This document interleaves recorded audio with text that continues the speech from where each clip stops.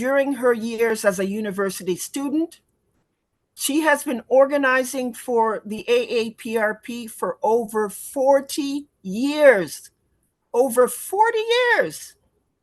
and remains a committed Pan-Africanist, passionate about the need to reclaim the esteemed position of equality and respect and dignity for African women within traditional African cultures.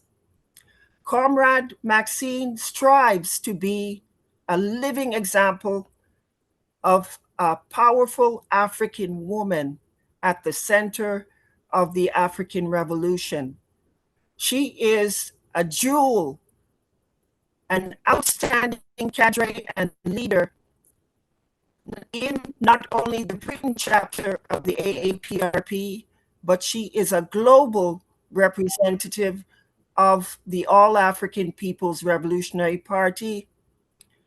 I welcome, as your distinguished MC, Sister Comrade Maxine Davis. Viva AAPRP, viva! Thank you. It's my great pleasure to be the MC of today's African Liberation Day. As Sister Tandy Way has said to you, I've been involved with the All African People's Revolutionary Party for many decades now. So I've been involved in many African Liberation Days. But it's always a pleasure for me as a daughter of Africa, the center of humanity, Africa, the birthplace of humanity, Africa, that gave spirituality, religion, and collective living to the world. It's a great pleasure and comfort for me to know myself as a daughter of Africa. So today, I'd like to welcome you all on behalf of the All African People's Revolutionary Party, but also on behalf of the African Party for the Independence of Guinea-Bissau and Cape Verde, because the AAPRP and the PAIGC are one. So welcome, Africans, to the 68th commemoration of African Liberation Day. Viva African Liberation Day! Viva the AAPRP! Viva the PAIGC! And in the words of our great ancestor Kwame Ture, ready for revolution. This year's African Liberation Day theme is Revolutionary Pan-Africanism Fights in Solidarity with Oppressed Peoples Everywhere. Our struggle is one. These are not merely words. Revolutionary Pan-Africanism fights in solidarity with oppressed peoples everywhere. Our struggle is one. As I said, these are not really merely words. This theme calls upon all African people in our homeland, Africa, and in the diaspora to join political organization fighting for the liberation of African people. If you do not join the AAPRP, or if you do not join the PAIGC, then join some other organization fighting for the liberation of our people and to achieve one unified socialist Africa. The message, sisters and brothers, is that we cannot free ourselves if we remain disorganized. Africans, we must unify. We must build a united organization, and we must free ourselves from oppression. So this is a global rallying call to increase our coordinated political action, to form and strengthen our alliances with other peoples that suffer under the oppression of imperialism, neocolonialism, and global capitalism. We stand in alliance with the people of Cuba, the people of Venezuela, Iran, and other parts of the world. We do not stand to isolate ourselves as African people from the wider anti-imperialist struggle. So let me say a little about the All African People's Revolutionary Party. We define or describe ourselves as a permanent mass revolutionary socialist Pan-African political party based in Africa, our just homeland of African people. That means the All African People's Revolutionary Party is more than a community group. And sisters and brothers, we need community groups, but we need more than community groups. The All African People's Revolutionary Party is more than a movement with a vague or emotional destination that we agree on. We have a clear political destination: the total unification and liberation of Africa under an all-African socialist government. So the All African People's Revolutionary Party recognizes all African people as one people with one history, one culture, and one destiny. We have a single common enemy. We are being confused to believe that our enemies are within, that the enemy is between the black man and the black woman. The enemy is between the old and the new. The enemy is between the African born on the continent and the African born elsewhere. Or as we see, the enemy is between the African born in Nigeria or the African born in Ghana compared to the African in South Africa. These are confusions that are diverting our struggle. We have one single enemy. That enemy is extremely organized. And to overcome that enemy, we must organize on a global, international level. And we, the members of the All African People's Revolutionary Party, would like to make our contribution by building the All African People's Revolutionary Party. The AAPRP has what is called an ideology that is a clear set of principles and beliefs. And we use this ideology to guide our actions, to guide our programs, to guide our strategies, as any political party would do. We are a serious organizing force. Within the AAPRP, we also have the All African Women's Revolutionary Union. And this was formed some 8 years or so after we began building the AAPRP in North America. So it was formed in 1980. And the All African Women's Revolutionary Union is the women's wing of the All African People's Revolutionary Party. And its main goal is to ensure that there is political education internally about the triple oppression of African women.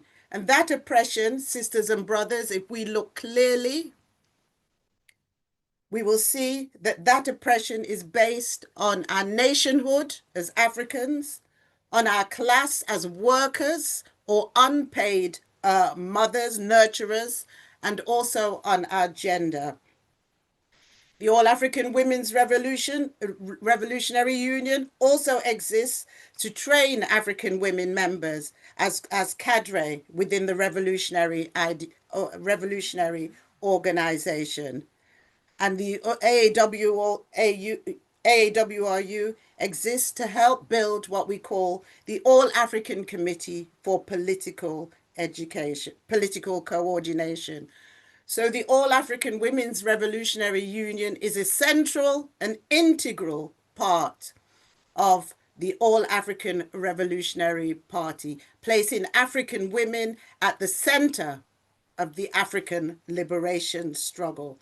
And so it should be, because this is the way it was within our traditional societies before they were rudely and brutally interrupted by the colonizer.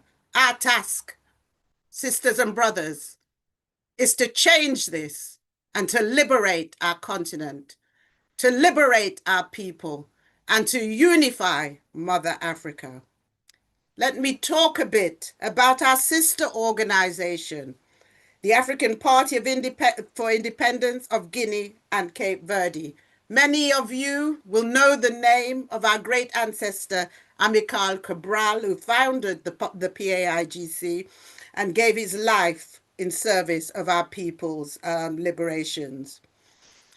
The objectives of the PAIGC, like that of the AAPRP, are the total liberation of Guinea-Bissau and Cape Verde, but also linked, as Kwame Nkrumah said, to the total liberation of Africa and the unity of the peoples of Africa. Within the PAIGC is also a women's structure, which is known as UDIMU, the Democratic Union of Guinean Women. And within that structure, our African sisters are organizing politically and becoming politically educated and representing the needs of African women within Guinea and Guinea-Bissau.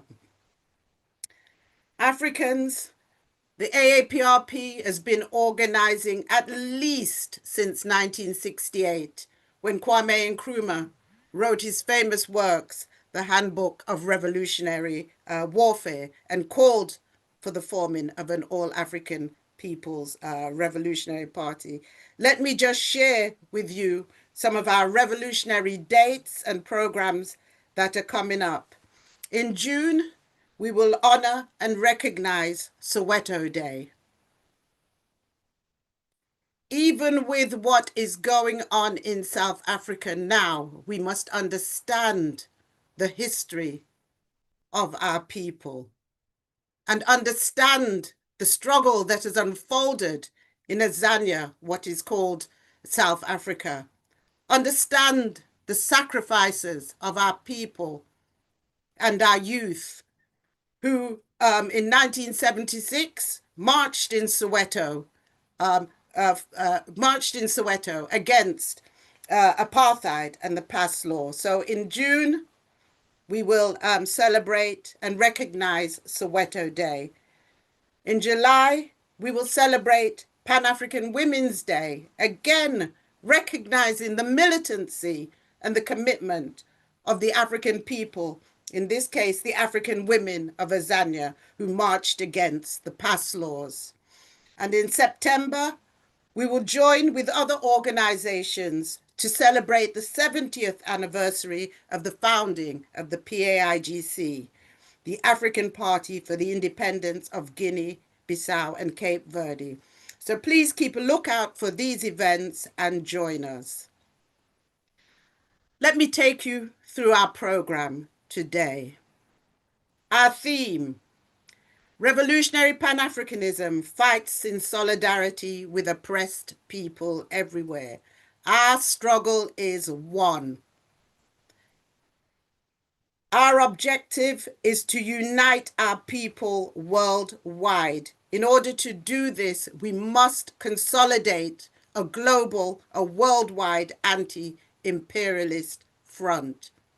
This means we must recognize the sufferings of other people. Africa does not stand isolated in the world. The African liberation struggle does not stand isolated in the world. We are part of the global anti-imperialist movement. Thus, we aim to build anti-imperialist solidarity and coordination. We aim to build, as called for by our great ancestor, Osagyefo Kwame Nkrumah, the All-African Committee for Political Coordination. We must have a material instrument of unification before the end of the 20th century. We call on our people everywhere to build African united fronts, to build international anti-imperialist alliances. Let us strengthen the fight against imperialism and capitalism. Our theme today looks to expose imperialism and the connections between imperialist aggression everywhere and in its various forms or manifestations. And we aim also, as we said before, to build the All-African Committee for Political Coordination through political and ideological integration of revolutionary women's wings. So we've kicked off our program. I hope you enjoyed it with a short cultural piece. For the rest of the next 2 hours, we will have 2 panels. The first panel will address our theme, and the second panel will give a platform to African women, because African women are integral to the African Revolution. You will hear from speakers from the Communist Party of Cuba, the AAPRP, the All-African Women's Revolutionary Party, the Communist Party Marxist of Kenya, the Palestinian Youth Movement, JAC, which is the youth movement founded by Amilcar Cabral, UDIMU, the Democratic Union of the Women of Guinea-Bissau, and also the All-African Women's Revolutionary Union. So sisters and brothers, once again, welcome to the 68th commemoration of African Liberation Day.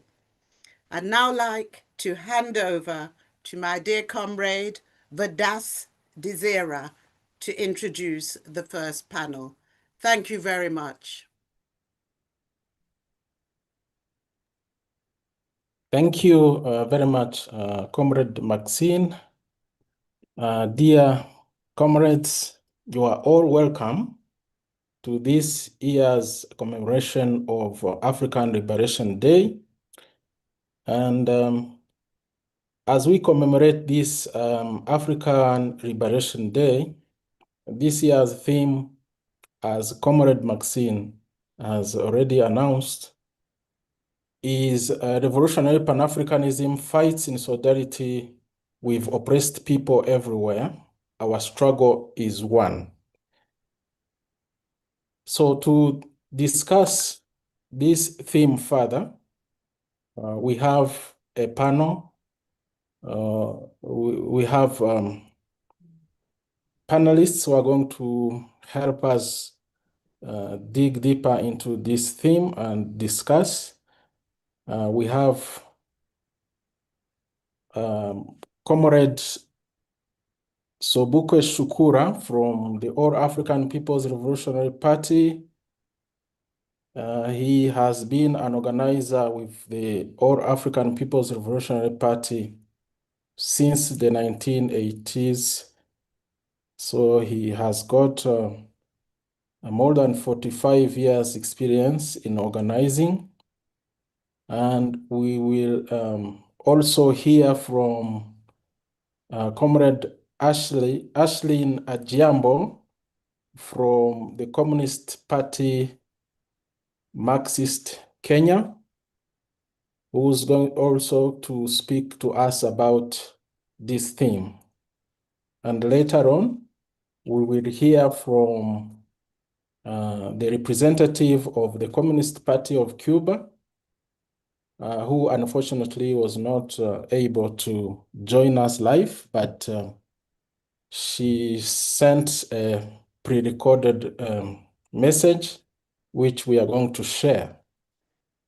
So I will allow our speakers to discuss the theme in 10 minutes, and then thereafter, we will have a Q&A session.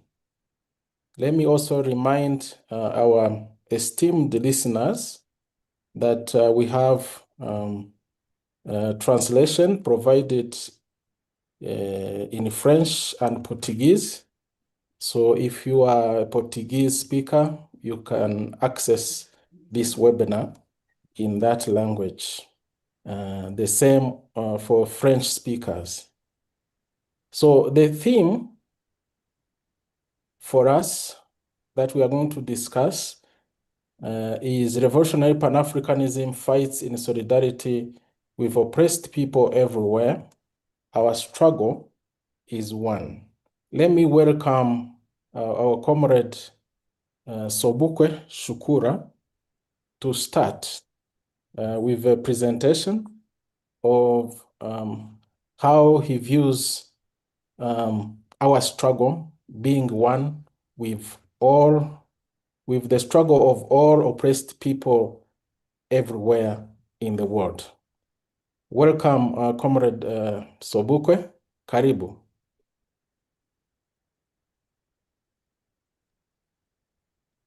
Thank you, comrade. Revolutionary greetings to you and all of the people who are listening to our broadcast today, our webinar today. Greetings and revolutionary greetings to all of them. I think it's worth noting, as you say, that if we should maybe unpack some of this, unpack the notion of what revolutionary Pan-Africanism is and why it's in solidarity with the oppressed people around the world. I think it's important to understand how, our struggle against imperialism, our historical struggle against capitalism, and how we even got to this position we're in today. Because I think it's important to understand that before there was imperialism, there was capitalism. And before there was capitalism, the grounds for capitalism, the process for getting to capitalism, the crude accumulation was done on the backs of the enslaved African people. And it was also done on the back of the indigenous people who were under settler colonialism. The indigenous people in places like the US or the Americas, millions of people were killed to provide the growing land control of Europe, Western Europe. Western Europe was able to raise its living standards to have much more land than small Western Europe by occupying the Americas and parts of Asia. So we understand that this struggle, this struggle against enslavement and colonization is the basis, even before modern imperialism came about, was the initial basis for our struggle. And we can even think about the solidarity and the internationalism in those struggles that we can think about even prior to us facing colonialization in the modern sense. We can think about our struggle in Haiti and its internationalist stance after it was able to successfully defeat the French. It crossed to the other side of the island and helped to defeat the Spanish. And both of those revolutions in what we know today as Haiti and what we know today as Dominican Republic were an act of solidarity with oppressed people. And then Haiti went one step further in looking at the situation that Bolivar was trying to do in South America. When Bolivar came to Haiti looking for help, they knew that their solidarity that could help not only advance the situation of those who are under Spanish colonialism, but it could also help to organize and free Africans who were enslaved and in South America. And in fact, that is the only thing that Haiti asked for its help, is that when Bolivar was helping to liberate the countries under Spanish colonialism in South America, that he would free the Africans enslaved in those areas. So I think that the African Revolution and the African resistance has a deep history and understanding that it's not just our struggle that we're fighting, but we're fighting and as part of a struggle, a part of a struggle against all of these forms of oppression. When we think about revolutionary, when we think about revolutionary Pan-Africanism, we have to understand culture. The resistance of people is what shapes their understanding of their struggle. It's their culture which resists, even when that culture made the culture as Cabral said, and as let me start with Sekou Touré. So, Sekou Touré helps us understand that revolution or acts helps us understand that comes from our culture, because culture is the sum total of a people's experience. That sum total includes their resistance against oppression. So Cabral takes it one step further. He says that resistance itself is an act of culture, especially for an oppressed people. That resistance, that struggle for national liberation is the highest act of culture. And the highest act of culture for Africans struggling against imperialism is revolutionary Pan-Africanism. Because the Pan-African movement, of course, was anti-imperialist. But it's not enough just to say what we're against. It's also to say what we're for. Revolutionary Pan-Africanism, which was started to be revolutionary when it started to talk about its ideological struggle against imperialism and its struggle for socialism. So we know that this construct, this understanding is vital for us to understand why we need to have solidarity with the rest of the world. Everybody who's struggling against some form of imperialism, struggling to resist the domination of imperialism around the world. We know that the struggles of African people in the Sudan, in Somalia, and Congo, around the world, are all parts of a struggle against imperialism. We also understand the struggles in Palestine, the struggle and fight in Iran today are also a part of this struggle against imperialism. And this struggle, even when people are not conscious that they're struggling against imperialism, helps to weaken imperialism. And by weakening imperialism, it helps advance the struggles of all oppressed people around the world. We understand when we talk about revolutionary Pan-Africanism, the total liberation and unification of Africa under scientific socialism, that this is the biggest contributions that Africans can make to the rest of the world. Because when Sekou Touré says that imperialism will find its grave in Africa, he's expressing the idea that imperialism was built on the back of African suffering, on the struggle for our resources.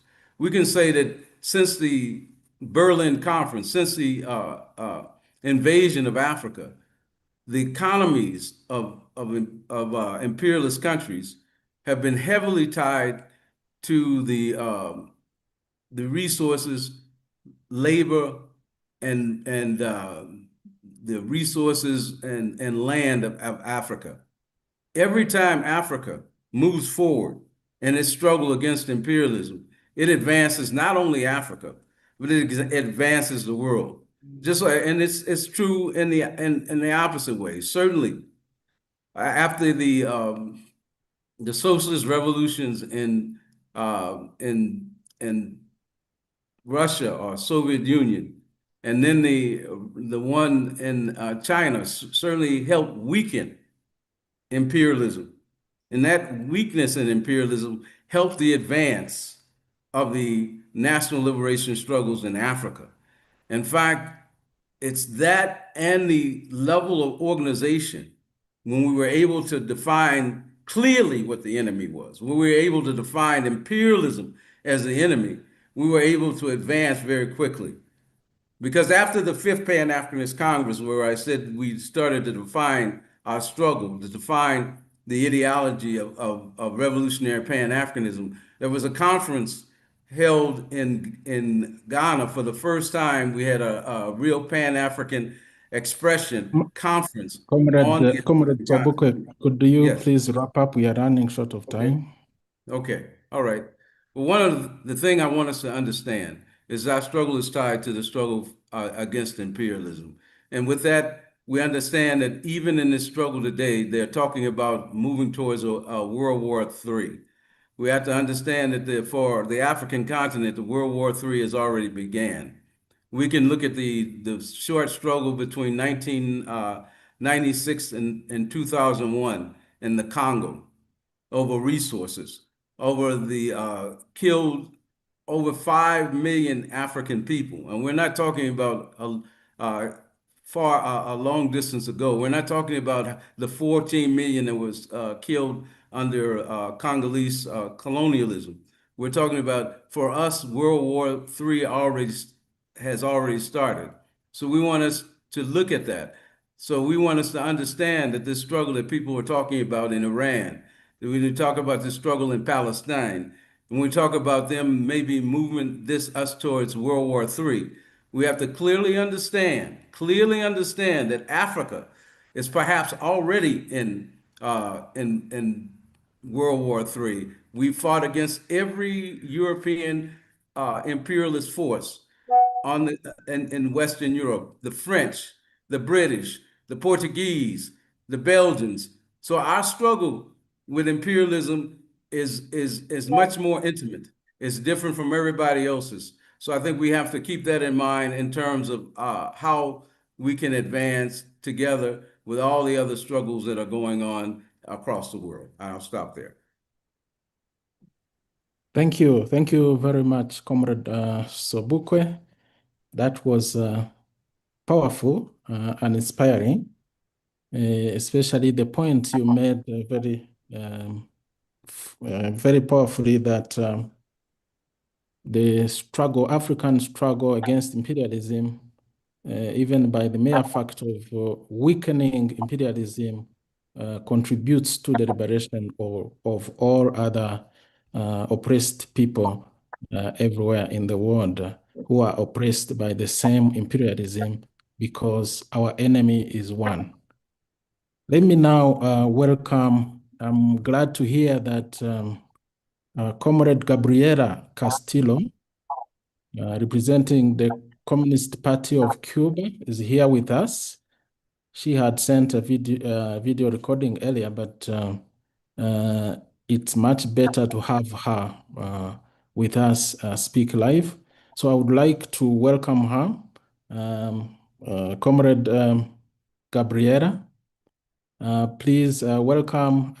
You may start with a short introduction of yourself and go into the theme, Revolutionary Pan-Africanism Fights in Solidarity with Oppressed People Everywhere as Our Struggle is One. Welcome, Comrade Gabriela Castillo, speaking to us from Washington. Thank you, Comrade. It's an honor to have the possibility of being here today with you and to discuss this very important matter. As you said, I'm currently posted in Washington, D.C. I work in the Embassy of Cuba in the United States in the political office. And my main work at the embassy is to be the responsible for the outreach with the African diaspora and the African American community here in the US. And it is very important for me to speak today here and have the possibility of speaking with you, because as many of you know, my country is going through one of the most intense, difficult moments regarding the bilateral relations with the US. And we are directly suffering more than ever the direct attacks of the imperialism against Cuba. My country has, since the beginning of the revolution in 1959, we have been enduring what we call a blockade that affects every aspect of the daily life of the Cuban people. And right now, that blockade has been increased by an energy siege against Cuba that is currently affecting hospitals, that is currently affecting homes, that is currently affecting every aspect of daily life. So I wanted to refer, I wanted to talk about that. So I would like to be brief in order to respect the time, and because I know there are other panelists. So I'm going to start. So I truly appreciate the chance, as I said, to speak with all of you today as we celebrate African Liberation Day. For Cuba, this date carries deep meaning. As a nation born from Africa, this is a moment for us to proudly celebrate our African roots, roots that live in our blood, in our culture, our traditions, our spirituality, and the very soul of who we are as a nation. But we're not just celebrating where we come from today. We are honoring the struggles we've shared as peoples of the global South. We understand that colonialism, inequality, militarism, and exploitation have always tried to keep our peoples divided and controlled. That's why we know we got to stand together to defend our sovereignty and our right to live free. That's why Cuba stood shoulder to shoulder with our Angolan brothers and sisters in the fight against apartheid back in the 80s and the 90s. That's why, even as a small country with very limited resources, Cuba has spent decades sharing doctors, medicine, and education with African nations and opening the doors of the Latin American School of Medicines to students from across the continent and the diaspora. And I'm not saying this just to brag. This is not the intention of this. I'm saying it because Cuba has always seen this as real love, as a way of giving back to Africa, to our mother, for everything that Africa has given to us. We will always be grateful to our African brothers and sisters and to the diaspora for standing with Cuba firmly, with Cuba, with the Cuban Revolution, with the Cuban people. And believe me, that solidarity matters right now more than ever because Cuba is living through one of the toughest moments in its revolutionary history. The US government has tightened the blockade to extreme levels, trying to choke Cuba through an energy siege that puts children, elders, pregnant women, and vulnerable people at risk. On top of that, they are trying to isolate Cuba from the international financial and trade system, block essential resources from reaching our island, and constantly manufacturing excuses to justify a military aggression against Cuba. The latest example is the slander campaign against the leader of the Cuban Revolution, Raul Castro. All of this has created one of the most tense and dangerous moments in the history of relations between Cuba and the United States government. Even in this situation, Cuba still believes in dialogue, dialogue with respect for our sovereignty. We do not want war because we are people of peace. Cuba is known for sharing doctors, for sharing education, for sharing solidarity with the world, not bombs, not aggression, not death. We do not want war because we know what war will mean, the death of Cubans, the death of Americans alike. And we do not want war because we know the people of the United States and the people in the world do not want war with Cuba either. But let nobody mistake our desire for peace for weakness. We are ready to defend our homeland and our sovereignty to the very last drop of blood if necessary. So, in this African Liberation Day, as we honor the mother continent and the sacred right of peoples to sovereignty and self determination, our message is of unity, dignity, and resistance. It's a message that no nation, no matter how small or humble, should be starved, economically strangled, or threatened with military aggression for defending its sovereignty.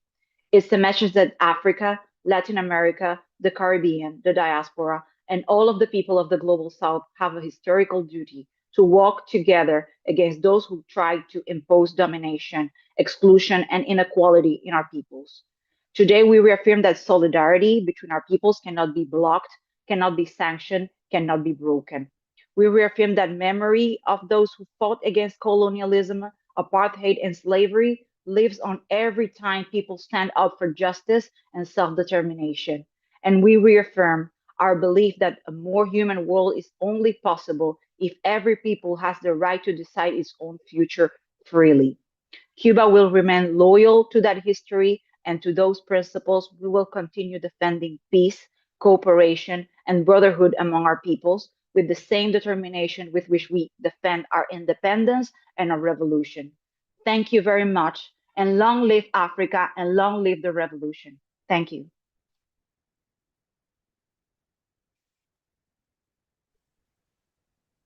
Thank you. Thank you so much, Comrade Gabriela.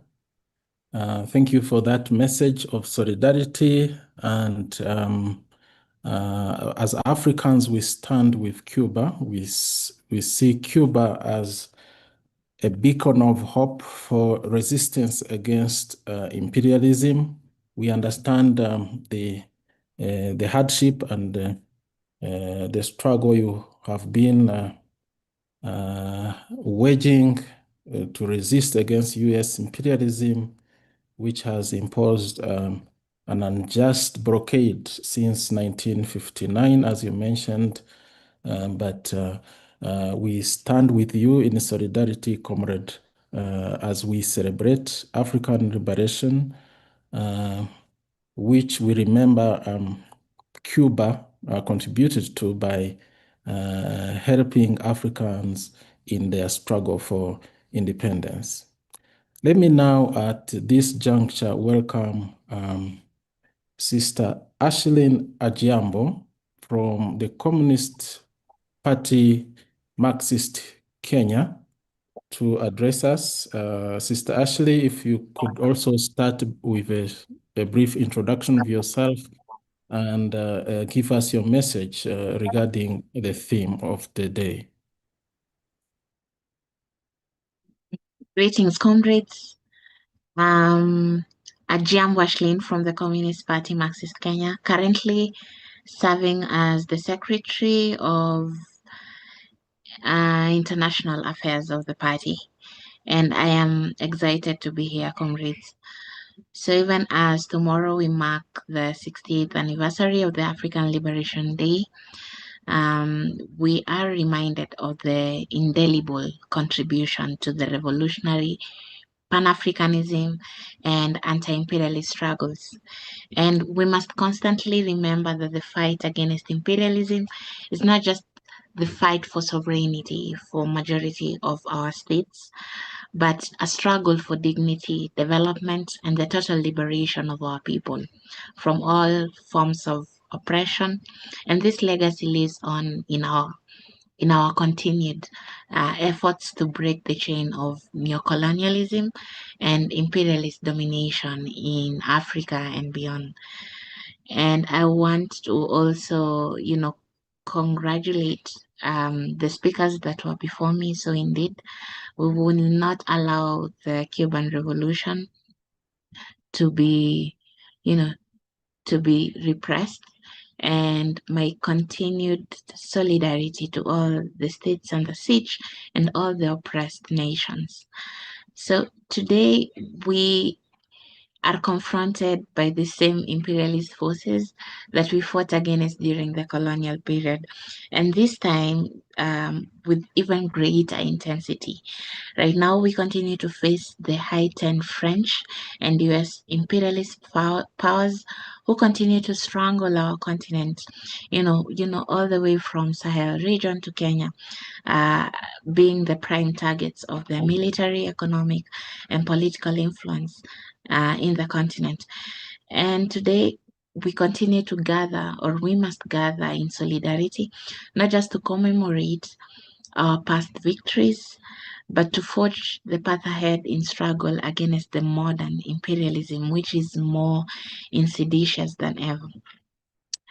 But also we need to understand what is this neocolonial manipulation and imperialist tactics in Africa, even as we want to reinforce the issue of revolutionary Pan-Africanism.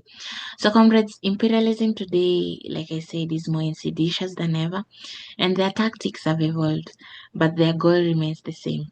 The goal is the exploitation of African resources and the subjugation of African people. So this is particularly evident in the neocolonial manipulation by the US and France imperialism under the guise of military intervention and economic aid. So they continue to prop up regimes that serve their own interest and destabilize governments who dare to challenge their influence in our region. At the moment in the Sahel region, France has masked its military presence as counterterrorism, even after its ejection. But you know that the reality is, they want to maintain control over the resources there and geopolitical influence in West Africa. Meanwhile, the US continues to expand its military footprint on the continent through AFRICOM, and also it continues to impose neoliberal economic policies with the existence of IMF and World Bank, which only plunge our nations into debt and, poverty. So we must continue to expose and resist these tactics, recognizing that the imperialist powers aim to undermine our sovereignty while consolidating their control over our land, labor, and wealth. So Pan-Africanism today is a movement that seeks to uproot these systems of oppression and build a socialist Africa free from external domination. So what then Pan-Africanism, or what is Pan-Africanism as a revolutionary praxis for us? For us, as the Communist Party Marxist Kenya, we continue to emphasize that Pan-Africanism is not just an idealistic dream of African unity. It's a revolutionary praxis, a weapon in our fight against imperialism and neocolonialism.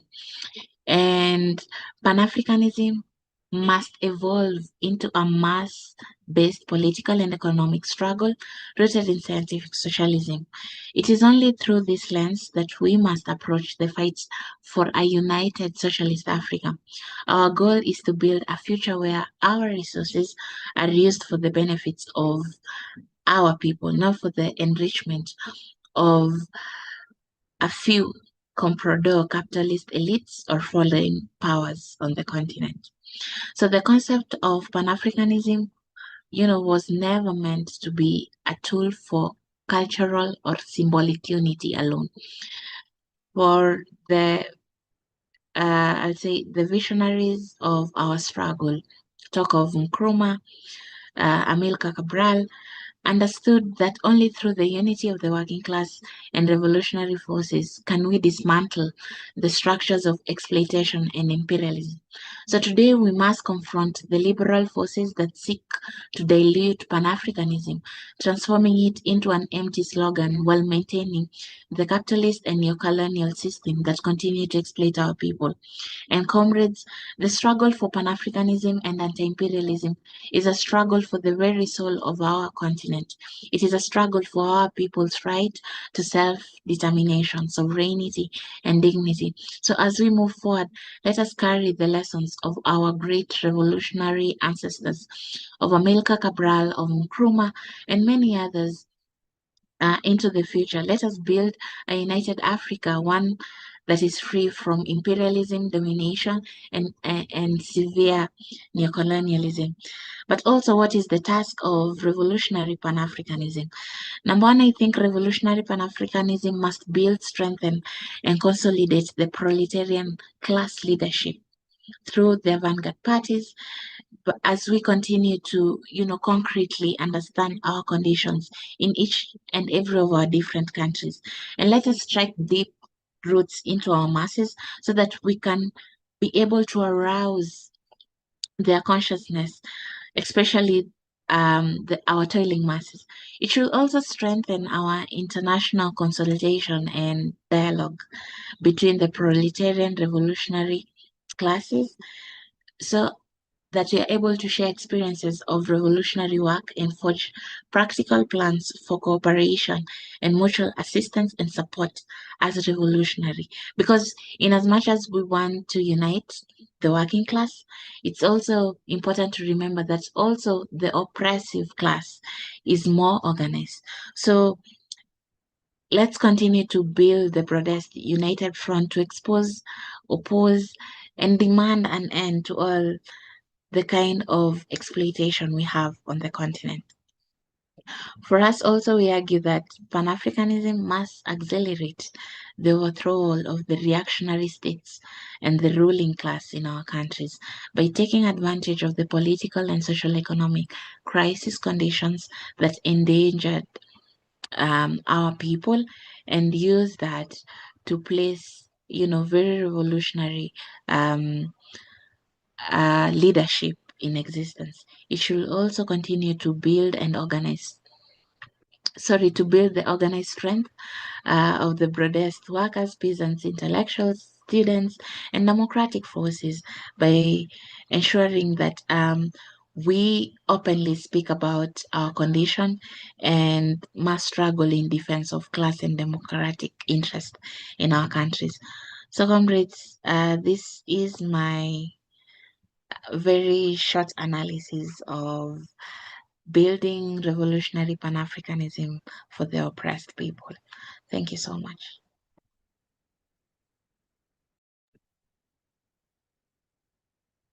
Thank you. Thank you so much, Sister Ashlyn.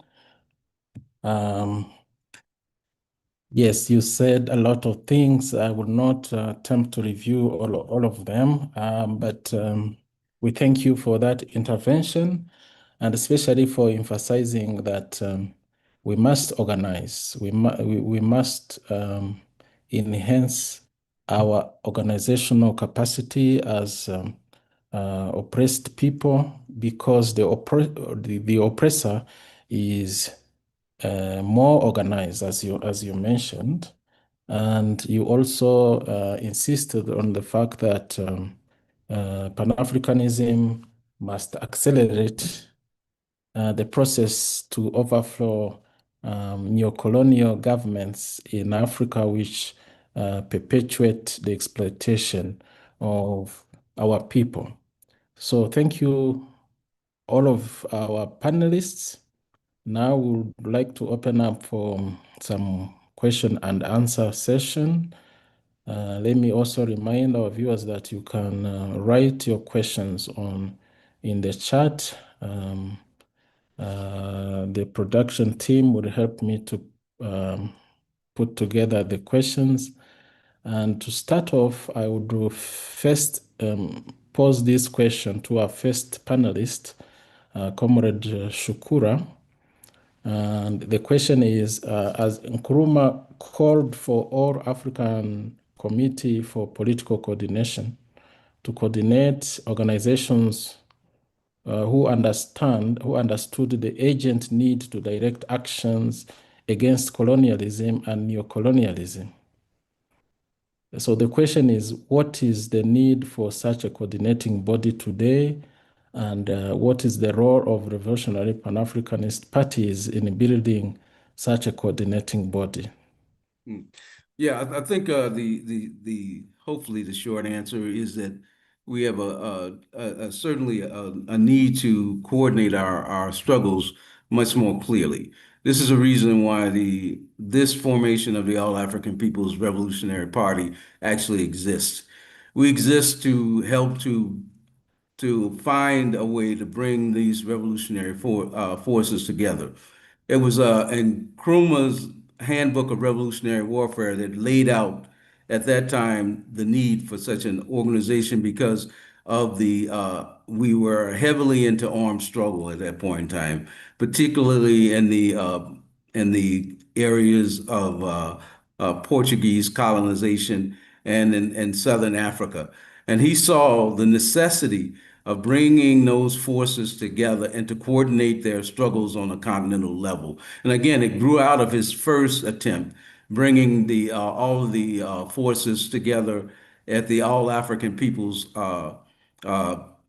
Conference in 1958 to bring the revolutionary and the national liberation organizations together to coordinate their struggles. This was just a more advanced one that wouldn't just be about conferences and between conferences, but also to have a permanent body, a body that was working across the board. And now you can see where we are in terms of our struggle. We can see how imperialism is acting and how it has reacted in terms of building neo-colonial structures.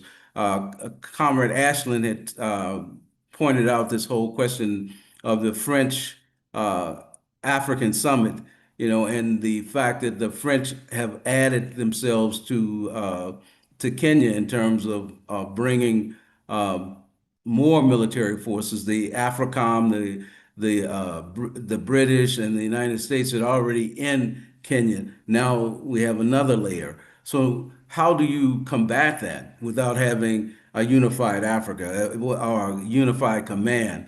You know, the kind of unified command now we can see a little more clearly in the Sahel, where you know those three militaries are trying to work in coordination to combat the forces that are working against them there. But we know also that the imperialists are also reacting to that. You know, they have bases and access to Ghana's airport where they can fly in and out to try to destabilize the Sahel. But if we had forces coordinated across all those countries, then we would be able to even be more effective in moving against these forces. You know, because anybody understands that if in the French coming out of that French summit, that French African summit, what sense does it? You can only they say they want to make deals in Africa. They want to work with Kenya, but who has to have a military base to make business deals? If you come show up with a military base and military to make deals, that means that you're the only thing that you could have in your mind is that you want to rob somebody and continue robbery of our resources. So the only thing that I think we have to do is as we did when we made our steps again in the beginning is to manifest the kind of solidarity, but not through just words, but through coordination, actual organization. So if we have any other kind of Pan-African Congress going forward, it has to be about advancing our struggle. And that today, the only real advance, well, I mean, the most important advance would be to have a coordinated body that moves across the continent, that brings all the revolutionary and national liberation organizations to help us to develop a process to defeat neocolonialism and all other forms of imperialism left on the continent of Africa. Thank you. Thank you so much, Comrade Sobukwe. To our comrade Gabriela, there are two questions. One is that someone posted a question in the chat that can you briefly review all the things that Cuba has done to Africa and for Africans so far? And then the second question is,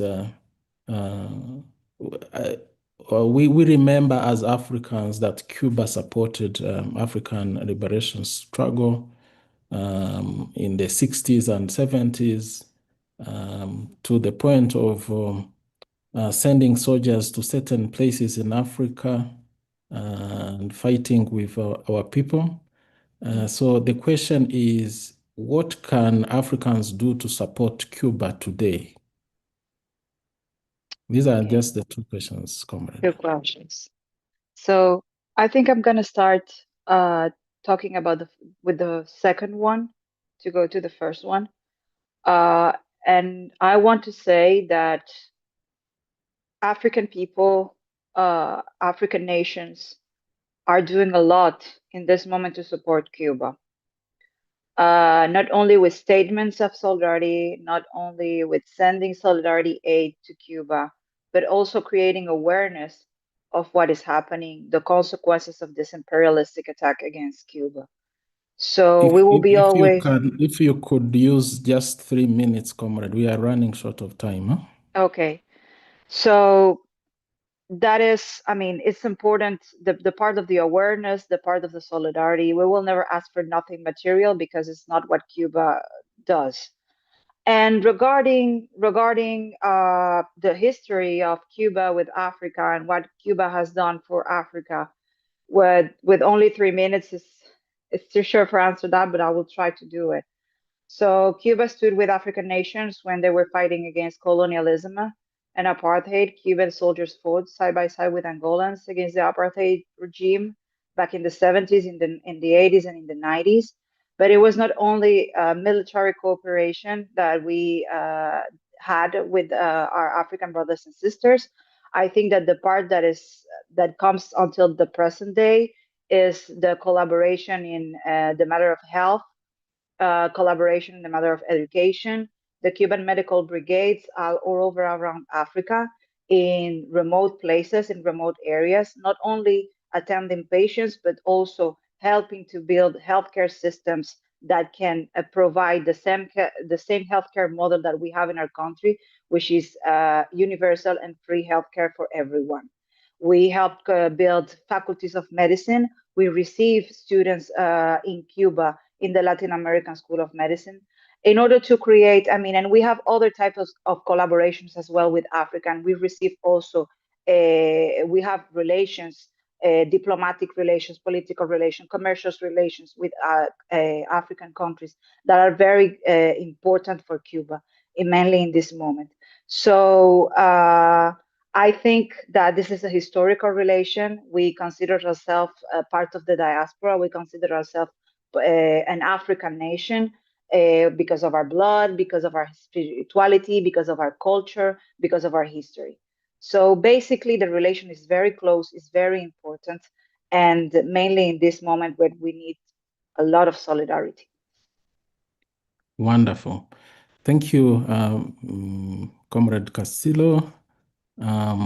To our panelist from the Communist Party Marxist Kenya, Comrade Ashlyn. This is a question maybe you had already a bit addressed in your intervention, but if you could summarize a little bit about what things you think must the struggling people in Africa, in Caribbean, in Canada, in USA, in Cuba, in Venezuela, and in China, what must they do to defeat US imperialism, Zionism, and neocolonialism? In a few words, where are the priorities for the progressive forces to defeat imperialism? In just 2 minutes, comrade. Thank you so much. I think it is important that we as revolutionary forces to clarify that our regime's faces and collaboration with the United States of America or French imperialism has nothing to do with the masses of our people. And it will be essential to make the world understand that such rogue regimes represent a broader class of extremely wealthy individuals who have no interest other than to produce nothing but maintain their status quo through exploitation. So number one is clarifying means that we need to challenge the well-propagated US imperialism propaganda or the Western propaganda, because this is the kind of content that our people feed from. But if we ensure that there is massive clarity in terms of now reinforcing alternative and people-rooted understanding of their realities, it is very easy to deal with this. I think also, like I said earlier, it is important to continue to strengthen international consultation and dialogue between proletarian revolutionary organizations.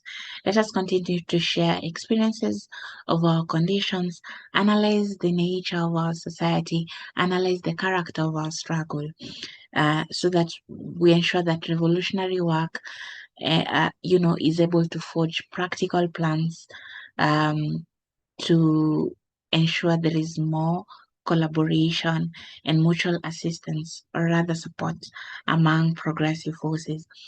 Then also, let's more speak about uh, the existing wars that are happening in the world. Like Comrade Sobuke said, we are in the middle of the theater of World War III. And this theater is not just manifesting in Africa. But let's continue to speak about the war in Ukraine and the US-led NATO interference and expansionism um, in Ukraine and Russia. Let's speak about the US supported Israeli bombardment of Gaza and the US led occupation in the Palestinian territories. Let's speak about the ongoing war in Sudan, in DR Congo. Let's speak about the Haitian struggle, the Cuban struggle, the Venezuelan struggle. So all this, once we are able to speak about the struggles that are both on the African continent and outside, I think we're able to bring more relation to what our people are facing.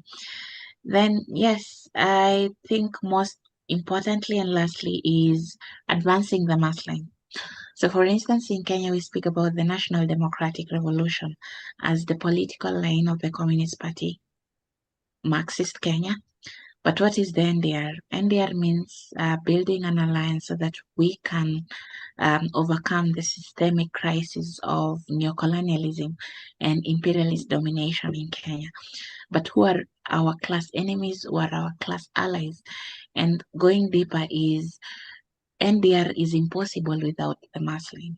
And mass line means that we are building deep roots among the masses.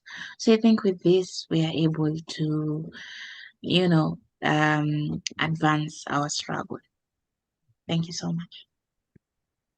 Thank you. Thank you so much, Comrade. And as we conclude this first panel of discussion on revolutionary Pan-Africanism fights in solidarity with oppressed people everywhere, our struggle is one. Indeed, our struggle is one. And we have noted that African Liberation Day is not only a commemoration of the historic struggle against colonialism and apartheid, it is also a call to continue the unfinished struggle for the total liberation of Africa and all oppressed peoples of the world.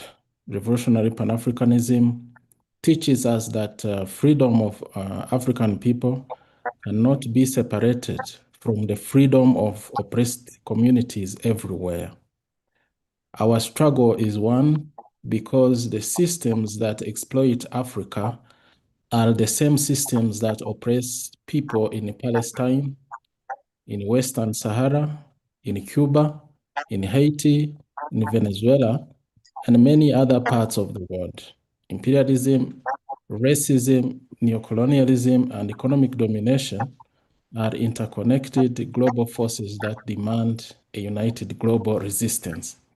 So, dear comrades, our viewers, thank you all so much.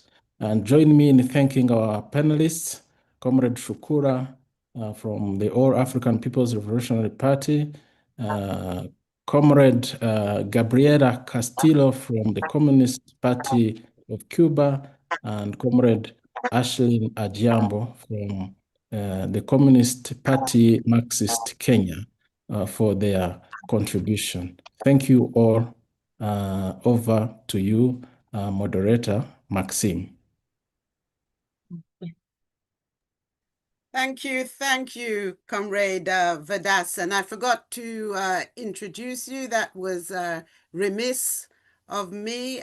Comrade Vadas has been organizing with the AAPRP for 5 years or more on the ground in Rwanda. He is also a senior lecturer at the University of Rwanda. So thank you very much, my comrade, for facilitating our first panel.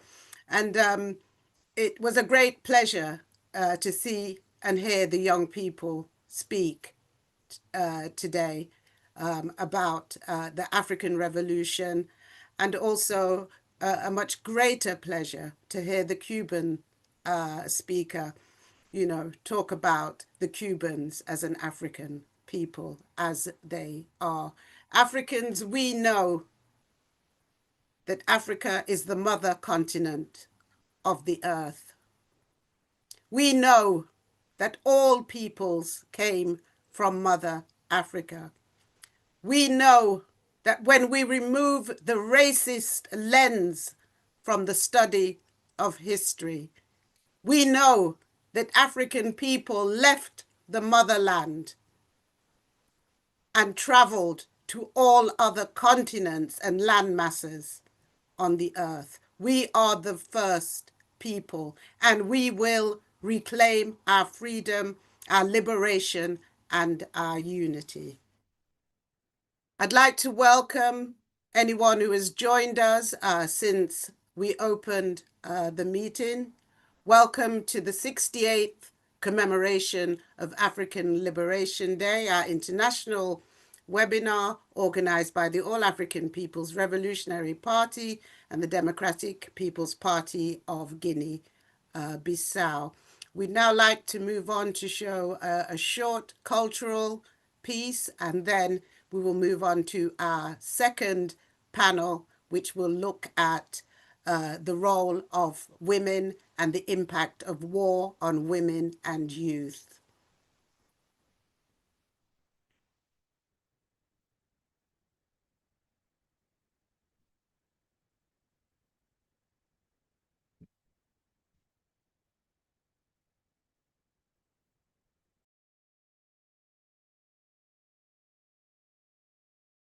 E 3. Invadiram a nossa mente com sementes inférteis, tornando-nos semente, nos dizendo abertamente: de combustíveis servirão para abastecer as nossas metrópoles. Usaram um pretexto de que queriam civilizar a África, mas quem disse que a África não estava civilizada? Enquanto isso, exploravam nossa mente e nossa terra, nos fazendo acreditar que somos um povo sem raça, sem cultura, sem história. Chegaram como quem chega antes de conquistar o poder, com narrativas de quem quer o nosso melhor. Enquanto isso, usavam o escravismo, o colonialismo, o imperialismo, o capitalismo para perpetuar o subdesenvolvimento em África e o desenvolvimento das suas metrópoles. África, africanos, levantemos os heróis escondidos na tumba, os ideais sepultados com a história, a unidade de um povo perdido em línguas que nunca foram nossas. A luta travada por Kwame Nkrumah, Amílcar Cabral, Thomas Sankara, Patrice Lumumba, Nelson Mandela, Josina Samora Machel. Lutemos pelo berço da humanidade, por África, pela nossa história, pela nossa cultura, pela nossa libertação mental e pela unidade dos povos africanos. Julia Alchati, obrigada. Viva the African masses! Viva the African Revolution! Viva the Cuban people! Viva the people of Venezuela! Viva the masses of Iran! Long live the African Revolution! I'd now like to hand over to our sister, Comrade Hannah, to introduce our second panel. Dr. Hannah Umzi has been organizing with the AAPRP for the past 5 years. She's also an active researcher and teacher in political science, parliament and its legislature, and gender politics. Welcome, Dr. Hannah Umzi, on behalf of the All African People's Revolutionary Party. Thank you. Thank you, Comrade Maxen. Greetings, Africans and all comrades fighting in solidarity against imperialism. We recognize the importance of women and youth efforts in the struggle to liberate our people. And we would like to amplify their voices. Now join me as we welcome our panelists to discuss the role that women and youth are playing to lead us to victory over imperialism. Our first panelist will be Comrade Zaid. Zaid is an organizer with the Palestinian Youth Movement, a transnational grassroots independent organization of Arab youth struggling for the liberation of their homeland and people from Zionism and imperialism. Comrade Zaid, in about 10 minutes, please tell us your struggle and how you have, and the challenges you're facing, including the successes that your organization has been able to achieve in your struggle. You're welcome. Firstly, revolutionary greetings, comrades from all over the world. It is a tremendous honor to be amongst you all, and to, even more than to be amongst you all today, to be in struggle with you all on a daily and hourly and minute by minute basis as we struggle against the forces of Zionism and imperialism, which equally try to crush all of our people all over the world. So I want to talk about a couple of different things in my presentation. The first is I want to clarify the nature of Zionism, how it manifests in the region, in Palestine itself, in the broader Arab region. I want to talk about Zionism and the role of the Zionist entity in the world, including, but not only, in Africa. And I want to talk about the Palestinian struggle from our perspective in the diaspora. So firstly, what I will say, in keeping in line with the theme of this panel, the role of women and youth, we have to really understand for ourselves that Zionism is inherently a genocidal ideology, not just an ideology, but an actual structure and a system that doesn't just wage war against, against only our resistance forces, but also wages a genocidal war against the very fabric of Palestinian life itself.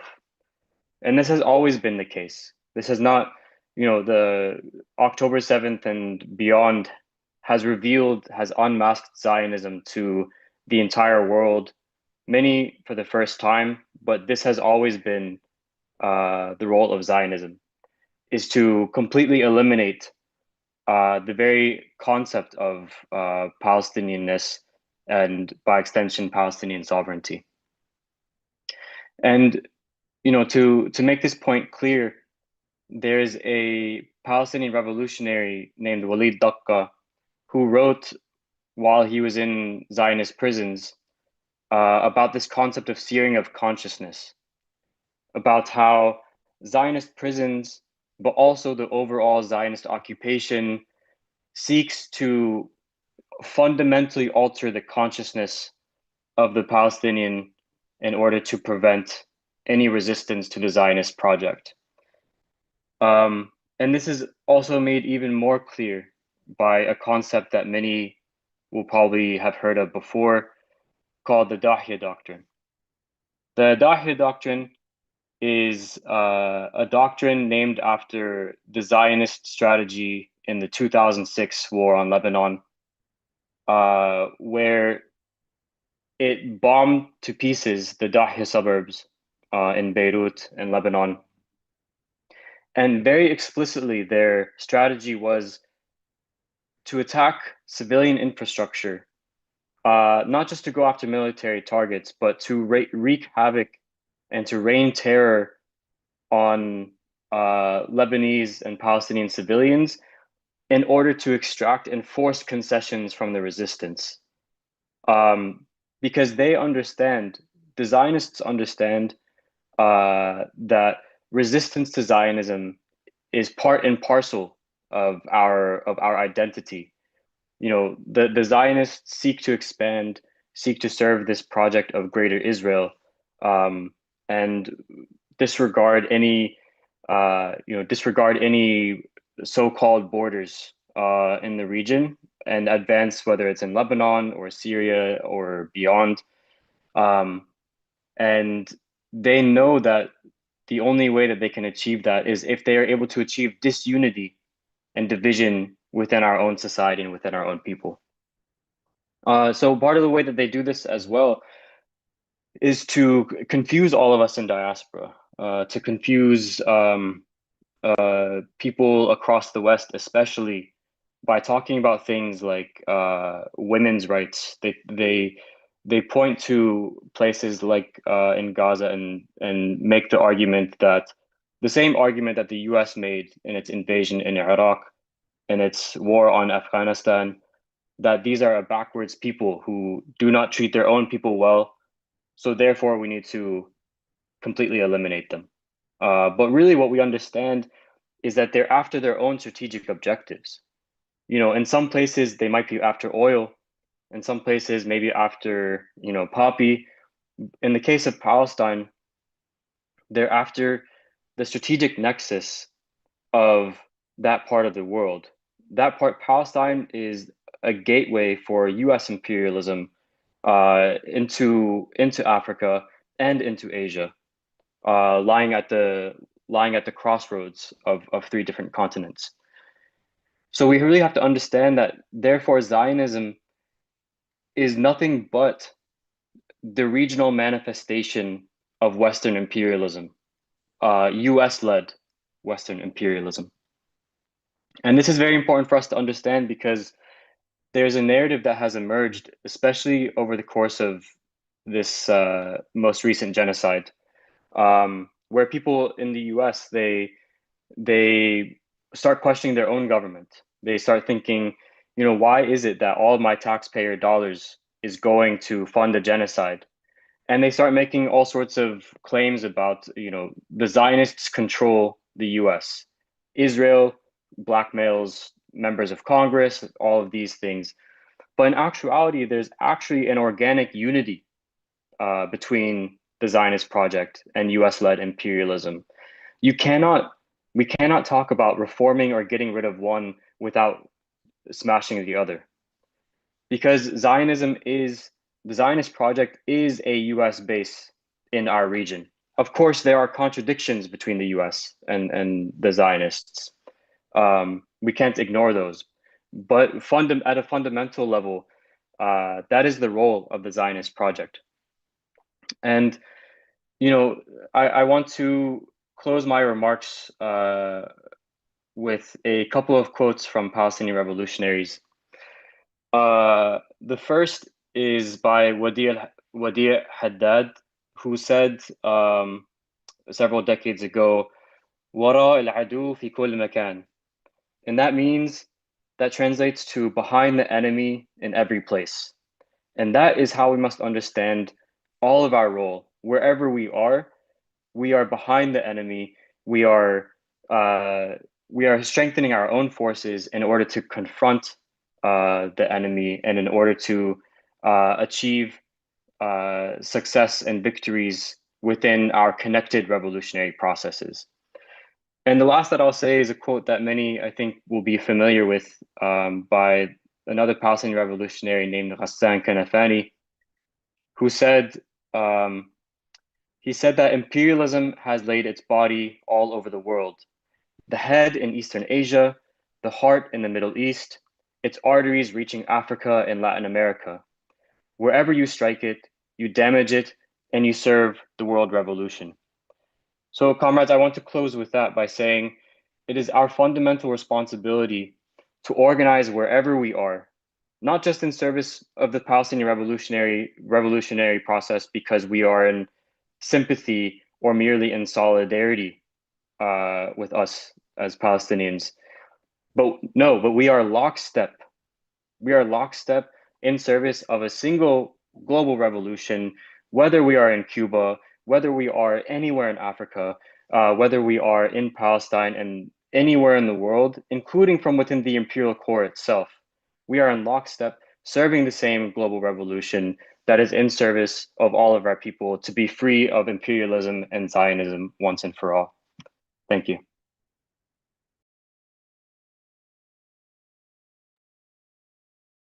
Thank you very much, Comrade Zaid, for your submission. And thank you and for mostly, that clarion call for, people to organize wherever they are. It doesn't matter, where you are and whatever name it is called, at the base of it, it is imperialism. And it's important to recognize it and also to, stand in solidarity with, other oppressed people. Please keep online. We'll come back to you with a couple of questions as we come to the close of the panel. Our second panelist is Comrade Usman from Amilcar Cabral African Youth. He's been an active organizer since the year 2000 when he joined the PAIGC, and he's served in many positions since he joined the ranks of the PAIGC, positions such as the regional, as a member of the regional council, secretary to, for organization, mobilization, political and strategic affairs, just to name but a few. Over to you, Comrade Usmani, for a few comments on youth organizing against imperialism. Vou tentar resumir a minha comunicação pela razões óbvias. Para falar do papel das mulheres na luta contra o imperialismo e o impacto da guerra contra a mulher e a juventude, nós temos um subtítulo que chamamos de resistência, pragmatismo, desafio e desafio contemporâneos. Para introduzir este tema, vamos tentar contextualizar o tema. O imperialismo representa a forma de dominação política, econômica e cultural, militar sobre povos e nações. Historicamente, mulheres e jovens têm sido forças essenciais na resistência e libertação dos seus povos. Como sabem, é difícil falar de luta de resistência, falar de lutas de libertações, sem mencionar importância, sem contar com contribuição dessas duas classes, mulher e a juventude. Em contextos de guerra, esses grupos são frequentemente os mais afetados pelas consequências sociais e econômicas e humanas. Em qualquer parte do mundo em que haja conflito armado, em que haja crise econômica e social, mulher e a juventude sempre são os mais afetados dessas consequências catastróficas contra a humanidade. A mensagem central dessa apresentação é que mulheres e jovens não são apenas vítimas da guerra e do imperialismo, mas também protagonistas da resistência e da transformação social. Como diz há bocado, mulher sempre e a juventude são partes importantes de qualquer que seja processo de transformação. Neste caso, para compreender o imperialismo no seu sentido mais amplo, vamos perguntar, vamos questionar uns aos outros o que é imperialismo. O imperialismo é a expansão do poder de um país ou grupo sobre outros territórios e povos. Também é compreendido como exploração de recursos naturais e humanos, sem falar da imposição de modelo político, econômico e culturais, produção de desigualdades e dependências estruturais.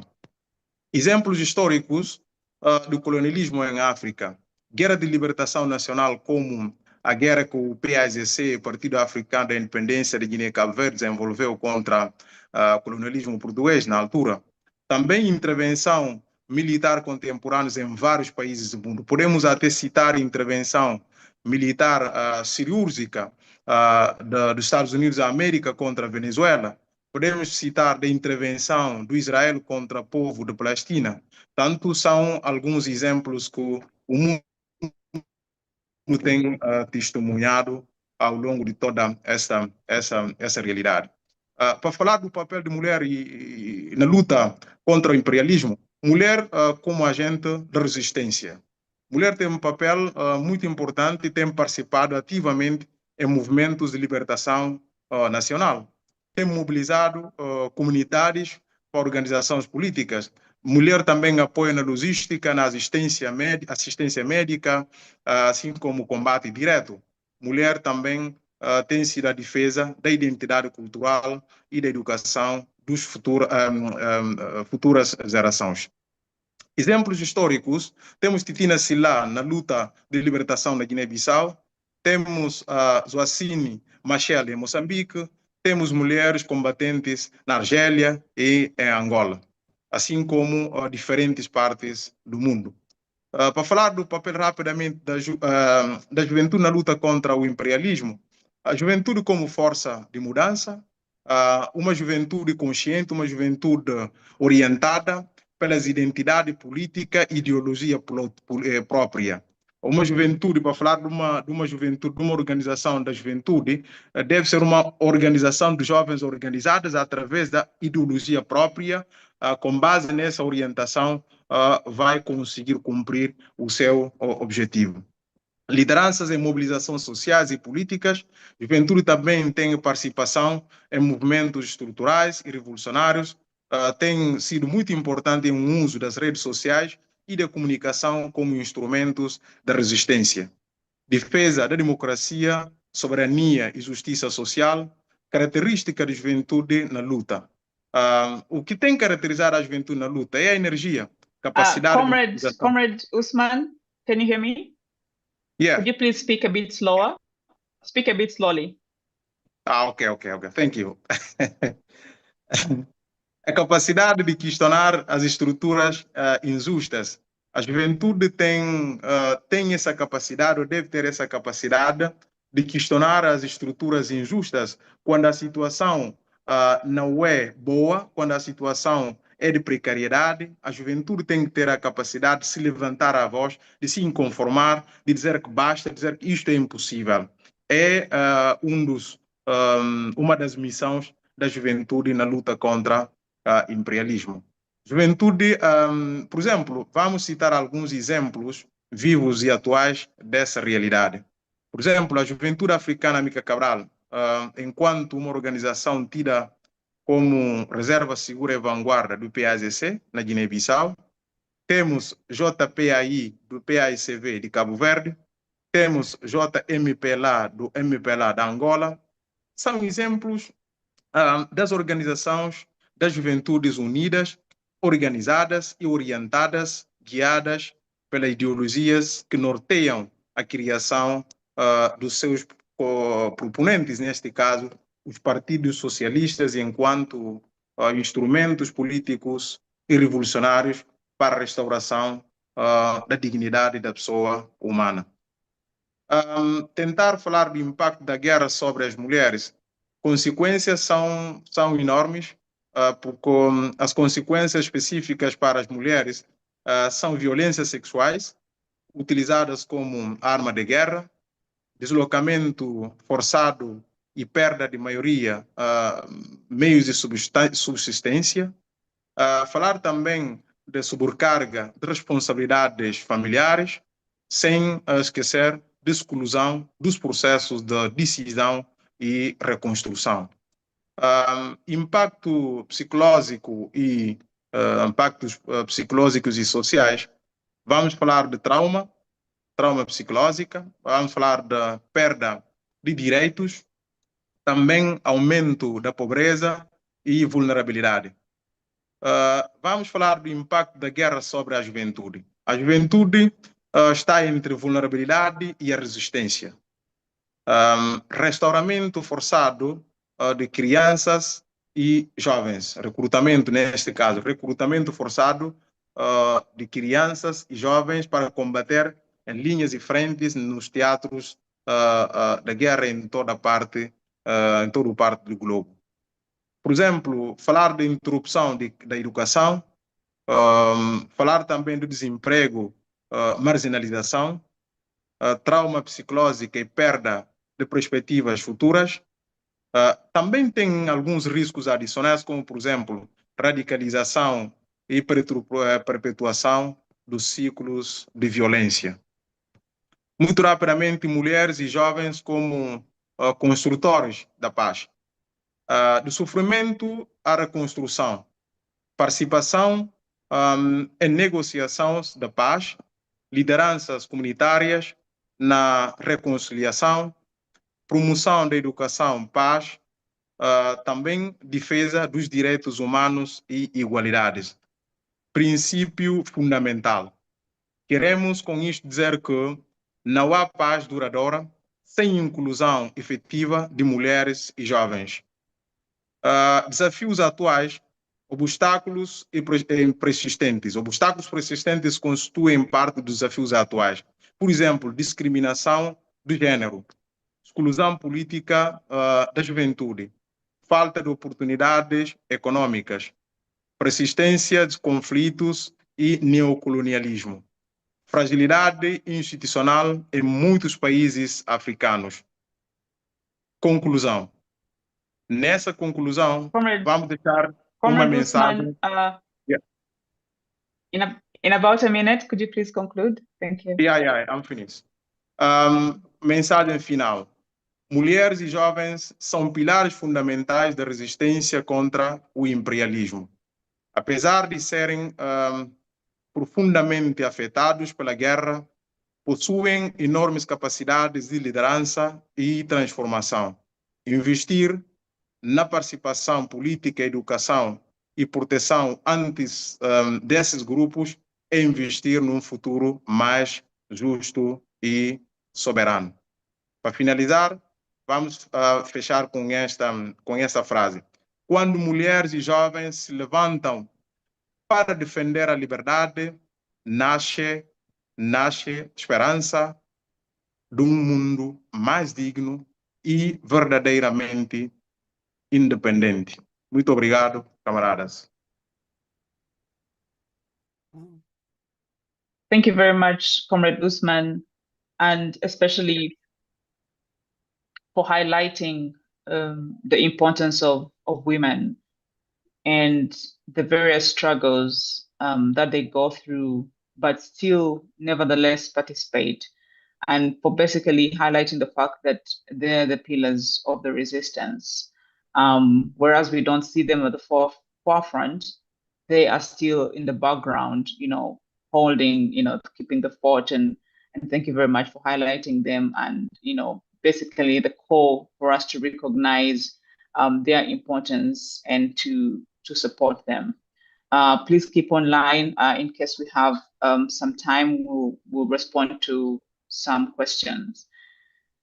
Now on to our next panelist. I'd like to call up Comrade Jamila from the All African Women's Revolutionary Union, which is the women's wing of the All African People's Revolutionary Party, to basically, spotlight some of the things that, the women are doing within the APRP, and, one of the ways, and talk about the ways in which they contribute, to the fight against imperialism. Over to you, Comrade Jamila.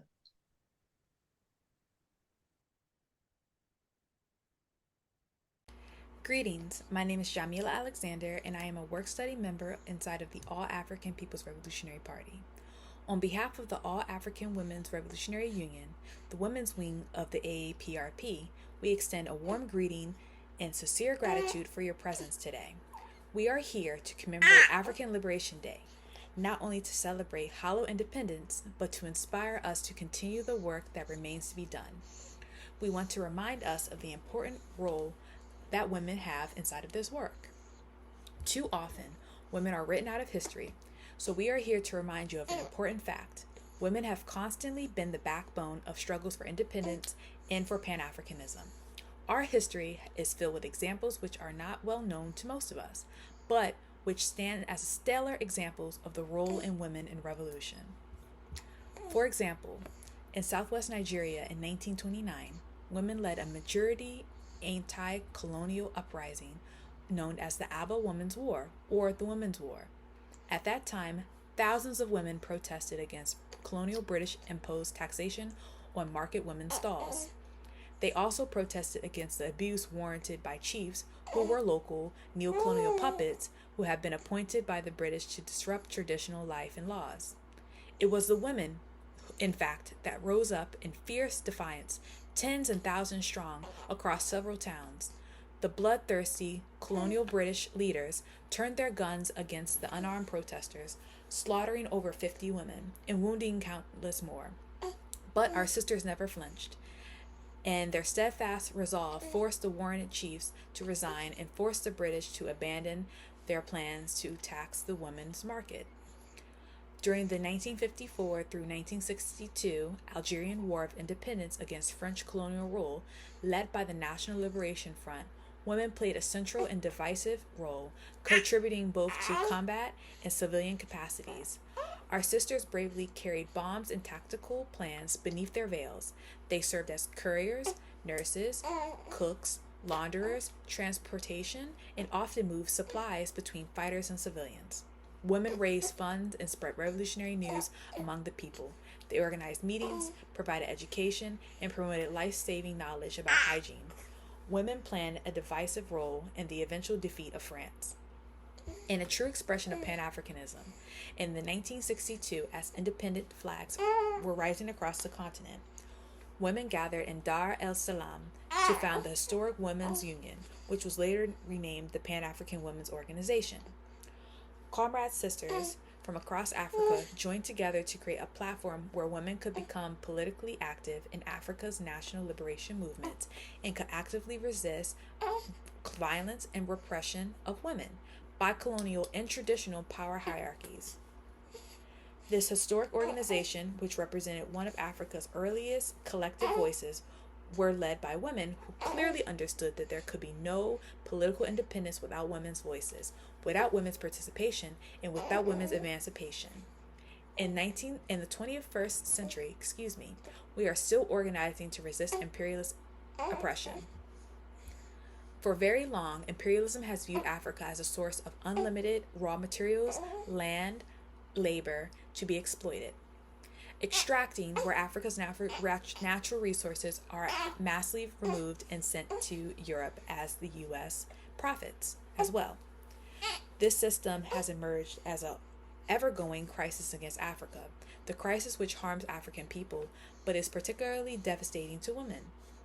The extraction treats the earth and women's bodies as the same thing, territory to be violently invaded, exploited, and discarded. This destroys women's livelihoods. When a multinational mining company arrives, they do not ask women who have farmed the land for generations. They take what they want. And when land is gone, so is her economic independence, so is her ability to feed her children. She becomes surplus, and surplus people are the most vulnerable people on earth. This extractivism destroys our society and our safety. Wherever extraction camps arise, in means of oil fields, diamond mines, or vast agribusiness plantations, sexual violence follows as a shadow. The soldiers, the contractor, the mercenary, they all exploit. They are not anomalies. They are the logistics of extraction. Extractivism destroys women's lives. It poisons our water, and so it also poisons our wombs. We see it in the rising rates of cancer, miscarriages, and birth defects in communities living downstream from gold mines in Ghana, from oil spills in Oguland. This is not accidental pollution. This is a slow and calculated femicide. The land is bleeding, and we are so bleeding with it. This extractivism destroys our culture, because when they destroy the land, they destroy sacred groves, the rivers, the relationship between ancestor and descendant. They turn land protectors into wage earners who survive physically and die spiritually. This violence does not stay on the continent. It travels, following our bodies across the ocean, exploiting us wherever we go. When an African woman leaves in search of economic opportunities that imperialism divides her at home, she is not just migrating, she is often pulled into what is called the global care chain, a system where the wealthy capitalist world extracts migrant women's emotional and physical labor the way it extracts our oils and our coltan. She is forced to leave her own children behind to be raised by grandmothers, aunts, uncles, and other family members, so that she can join the globalized workforce, caring for other people's children in other nations, sickly and elderly, or cleaning their homes and doing menial work. Her meager money that she sends home to prop up neocolonial governments that neocolonialism has gutted, her absence is another form of extraction. This is not just African women who are crushed by imperialism greed. Women's World Solidarity, not the NGO kind, not the charity kind, but revolutionary solidarity. For over 60 years, Cuba has endured a brutal, illegal blockade, the imperialist punishment for daring to build a society based on human need, not corporate profit. And yet Cuba sends doctors, not bombs. Cuban medical brigades treat Africans during Ebola, while the West closes borders. The solidarity that Cuba has shown the continent must be shared back to them. We must work to end the blockade, which is deliberately choking the life out of Cuba. Without fuel, without access to medicine, mothers in Cuba, like mothers in Palestine, like mothers in the Congo, are watching their babies die from conditions created by imperialism. That is a primary contradiction, imperialism. Supporting their resistance is not charity, but an act of self-defense. The Cuban Revolution has always been a beacon of solidarity and internationalism, aiding and fighting alongside every illegitimate struggle against imperialism and every legitimate liberation movement. Every movement for socialism in Africa, in Asia, in Latin America, in the Caribbean, in South America, these are not distant allies. These are our comrades. We must build solidarity that stands independent from the colonizer's capital entirely, where we share strategies and where we share strength. Our Palestinian sisters face brutal repression from settler colonial land theft, the poisoning of their water, the bombardment of their homes, schools, and hospitals, their entire life. We witness the slaughter and imprisonment of their children. The same multinational corporations that plunder the Congo use those raw materials to manufacture weapons and surveillance systems, which they provide Zionists to maintain and expand the occupation. When a Palestinian woman gives birth at a checkpoint and her baby dies, when a woman in the Congo miscarries in a mining town without medical facilities, when a woman in Cuba watches her baby die in an incubator because the imperialist oil blockade caused a power outage, these are not separate tragedies. These are the same system revealing itself. To be Pan-Africanist today is to be unconditionally, loudly, and with the Palestinian liberation resistance. Their fight is our fight. Their liberation is bound to ours. How do we advance this, you ask? We reject imperialism's false solutions and their NGOification of our struggle. We reject solutions funded by Bill Gates and other billionaires whose wealth came from the same capitalism and land theft and natural resources. We reject bourgeoisie feminism, which embraces capitalism. Too often, it pits genders against one another rather than standing together against our own enemy. We know these so-called solutions are just mechanisms of control and disposition. We understand that the real solution lies in building mass revolutionary political organizations in the tradition of Pan-African Women's Organization, in the tradition of the Cuban Federation of Cuban Women. We join you today as organizers working to build the All-African Women's Revolutionary Union, which recognizes African women must be full and active participants in the struggle for revolutionary Pan-Africanism. We work tirelessly with our comrade sisters for the advancement and full eradication of capitalism, patriarchy, Zionism, colonialism, imperialism, and all oppressive forces and systems worldwide. We join our comrade sisters in the struggle for true freedom and justice throughout the world, because for us, solidarity is not just a word. It's not a symbiotic gesture. Solidarity is action. We are clear that there is no progress towards justice without the full and active participation of women. There is no victory in Pan-Africanism without women's emancipation. There is no true women's emancipation without the defeat of capitalist imperialists. And as revolutionary Pan-Africanists, we must extend our hand across every continent, every ocean, and every artificial line drawn by the colonizers to join our sisters in revolutionary solidarity and loudly proclaim, "My sister, you are not alone. Our struggle is one. The struggle continues. Victory is certain. Ready for revolution." Ready for revolution. Thank you, Comrade Jamila from the AAWRU, for taking the time to speak to us and giving us those encouraging words, despite the fact that you were busy, preoccupied with your care duties. We appreciate that, and for the stance and for the solidarity that you have given at the end of your message. So we are on to our last panelist, although we are strapped for time, but would like to hear from Dr. Kadi. Dr. Kadi is a specialist in pediatrics and a trainer in gender, in HIV/AIDS mediation, management, and conflict resolution. But above all, she's an organizer with the Democratic Union of Women, and she currently heads the Department of Training and Staff Development within the Democratic Union of Women. So over to you, Dr. Kadi, within a couple of 8 minutes. I know we have your recording, but if you'd like to speak, that is also okay. Over to you, Dr. Kadi. Obrigada. Coube-me o papel de falar sobre o papel das mulheres na luta contra o imperialismo e o impacto de guerra contra as mulheres, neste caso porque já falaram sobre a juventude. Antes de mais, quero agradecer o convite que foi formulado à União Democrática das Mulheres, a UDEMU, que é uma ala feminina do PAIGC, Partido Africano da Independência da Guiné e Cabo Verde, partido criado por Amílcar Cabral e seus camaradas em 19 de setembro de 1956. Portanto, este ano vai completar 70 anos de existência enquanto grande partido panafricanista africano. Quero saudar revolucionariamente aos camaradas do Partido Revolucionário de todos os povos africanos, os camaradas dos partidos e das organizações aqui presentes.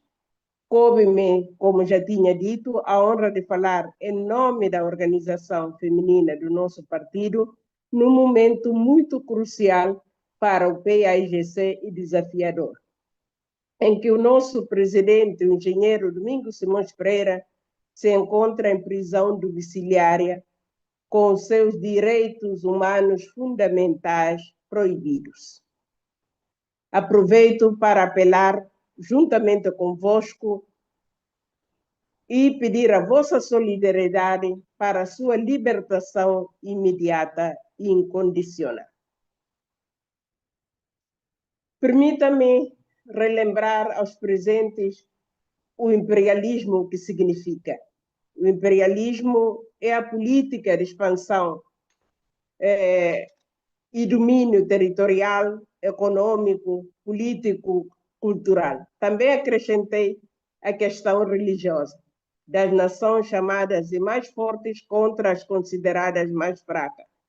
Pode ser de dominação direta, por exemplo, aquilo que estamos a assistir, o ataque contra os nossos irmãos do Irã, e, de forma indireta, influências políticas como aquilo que estamos a assistir na República Socialista de Cuba e em vários outros países do mundo, para dizer de que todas essas ações do imperialista têm uma finalidade única, de lapidar os recursos naturais existentes nesses países, implementar o mercado consumidor e investimento de capitais aos seus benefícios.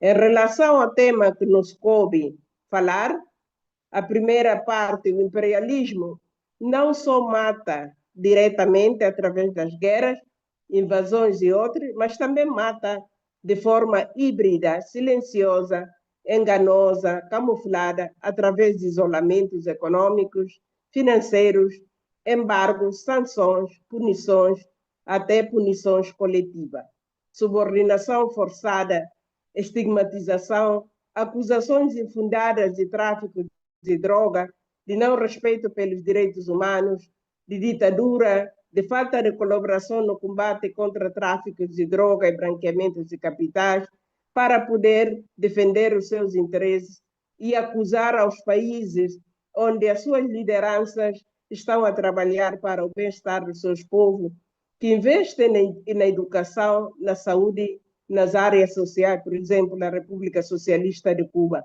que não aceita a dilapidação de seus recursos, o estabelecimento das bases imperialistas nos seus territórios. Aqueles revolucionários que não se alinham com a política genocida do imperialismo. Apesar de tudo isto, a mulher resiste, reafirma os seus compromissos revolucionários. As mulheres são resilientes, reinventam de tudo para não perecerem. As mulheres se organizam em mercados populares, informais, retornam ao campo para salvar a família da fome e das mortes lentas impostas. Estabelecem relações de compromissos e de afinidade com outras mulheres, reivindicam, ajudam os deslocados, repartem alimentos e bens essenciais, percorrem distâncias sem transporte, mas nunca dão os braços a torcer. São poucas as mulheres que se vendem ao imperialismo. Em relação à segunda parte da nossa intervenção, o impacto da guerra contra as mulheres. A ação do imperialismo impacta negativamente as mulheres de diferentes formas e contextos, mas todas elas tornam-se vítimas primárias de todo tipo de violência, sejam elas estrutural, pessoal e ou coletiva. Eis alguns exemplos desses impactos negativos na vida da mulher. A sobrecarga de trabalho, de cuidado para com a família e a sociedade, o aumento do peso das tarefas domésticas, o desequilíbrio na gestão do tempo da mulher, o despedimento nos postos de trabalho formal e informal, a estigmatização, o isolamento, o deslocamento, o refúgio, consideradas refugiadas, são alvos de tráfico de seres humanos e dos órgãos.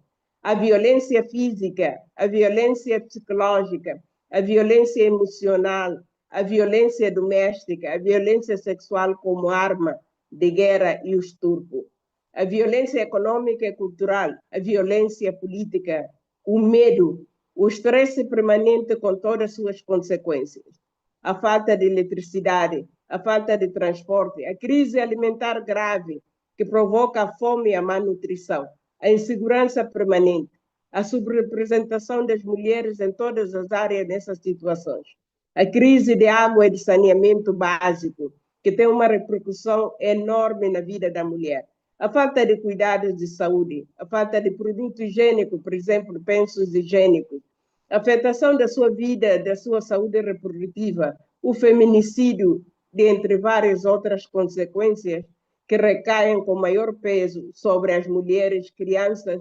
idosos e pessoas com necessidades especiais. Camaradas e irmãos panafricanistas, o mundo atual gira em torno de um império, de um imperialista desumano que ataca a tudo e a todos, aplica medidas coercivas unilaterais contra vários povos do mundo, instiga, ameaça, ataca, rapta, promove mudanças antidemocráticas para colocar os seus servidores antipatriotas e corruptos que dilapidam os bens dos seus povos para servirem os interesses imperialistas. Eles não querem ver os países a serem independentes economicamente, politicamente e socialmente. Os imperialistas são aplaudidos, os revolucionários são espezinhados, bloqueados, detidos, agredidos, impedidos até de ter água e medicamentos. Não queria terminar esta minha intervenção por questão de tempo. Permitam-me exprimir a solidariedade da Guiné-Bissau, da UDEMU, do PAIGC para com Cuba, que há mais de 60 anos sofre com o bloqueio desumano imposto pelo imperialismo americano agravado no regime de Donald Trump. Sou grata a este país e a este povo. A situação na Palestina, onde são proibidos a terem a liberdade, a água, a comida e o direito à vida. No Sudão, muitas mulheres precisando de assistência humanitária. Na República Democrática do Congo, um país tão rico, com uma população tão vasta, mas também tão vasta é a pobreza, sem saúde, sem comida, sem paz, sem segurança. A situação no Iêmen, no Líbano, na Venezuela, aquilo que nós assistimos por causa do seu petróleo e das suas riquezas. A situação na Ucrânia, Somália com o grupo terrorista Al-Shabaab, Mali, Níger e Burkina Faso com ações terroristas e jihadistas, norte da Nigéria com o Boko Haram, conflitos étnicos e pastorais nas diferentes regiões da Nigéria. A República Centro-Africana, que ainda tem certos grupos rebeldes. A situação na África do Sul. A nossa Guiné-Bissau, com instabilidade política permanente e a politização das Forças Armadas, da Justiça, enfim, para os interesses geopolíticos. Estou terminando. Quero saudar a memória dos grandes homens que lutaram pela independência da África. Por questão de tempo, não vou citar todos, mas permita-me chamar o Amílcar Cabral, o Kwame Nkrumah, o Abdel Nasser e muitos outros. Para terminar, de fato, gostaria de apelar à união de todas as mulheres. Não podia deixar de mencionar outros que seguiram aqueles grandes homens que criaram a unidade africana, hoje transformada em União Africana. Quero encorajar todas as mulheres do mundo que sofrem o efeito do imperialismo, os seus lacaios, para continuarmos firmes, determinadas, unidas, superando as barreiras impostas, tanto linguísticas, a mobilidade, escassez de todo tipo, e encorajar as mulheres a participarem na política ativa e concorrerem para os postos de liderança no intuito de acabar com a corrupção e o monopólio imperialista. Viva a luta de todas nós, a luta de uma é de todos nós. Viva a liberdade, viva a Pan-Africana das Mulheres, viva a unidade entre todos os povos, viva o Dia da Libertação Africana, viva o Pan-Africanismo Revolucionário, viva o Partido Revolucionário de todos os povos africanos. A luta continua, a vitória é certa, pátria ou morte, venceremos. Muito obrigada. Thank you very much, Comrade Dr. Kadi. Yes, indeed, the fight of one is the fight for everyone. Just hang in there a little bit as we receive questions for you. Back to the questions now. I'll begin with a question for Comrade Zaidi. I don't know if you're still with us. Yes, I'm still here. Okay, perfect. So you spoke about the need for consciousness and maintaining consciousness amongst the youth. I'd like to find out if there are any limitations that especially the Palestinian youth movement has encountered with trying to maintain the youth consciousness, and especially as it's very important towards the struggle against imperialism. Sure. I think it's a great question because it's one of the I would characterize it as one of the primary problems that we deal with internally as a community.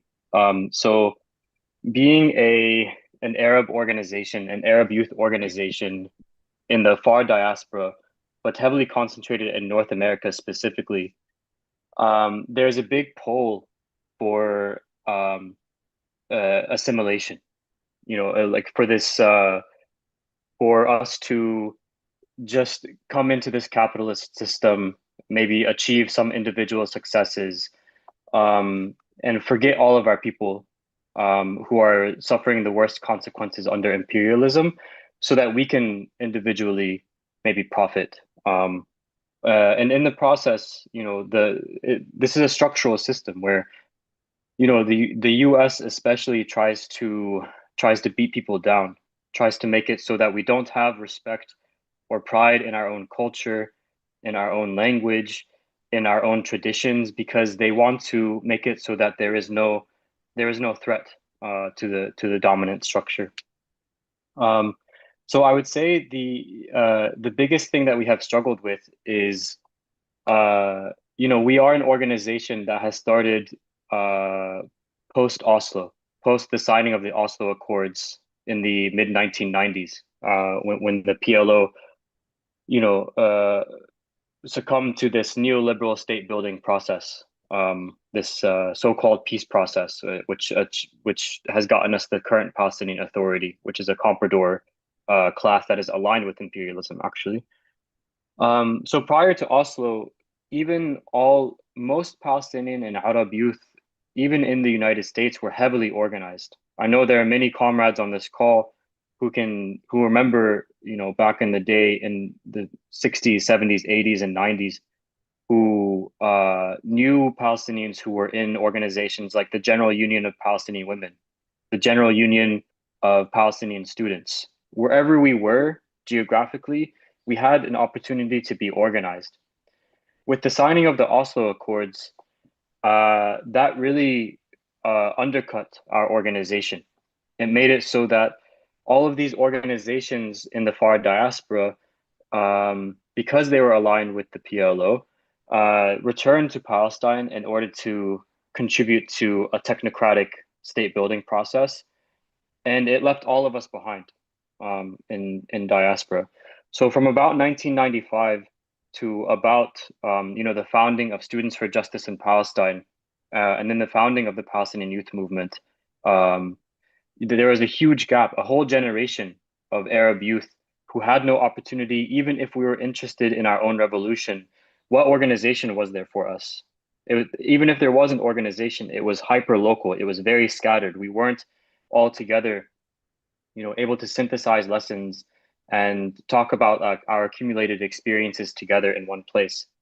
So I would say that is, the biggest challenge, and actually a gap that we recognized, and the very reason for the Palestinian Youth Movement existing in diaspora to begin with, is that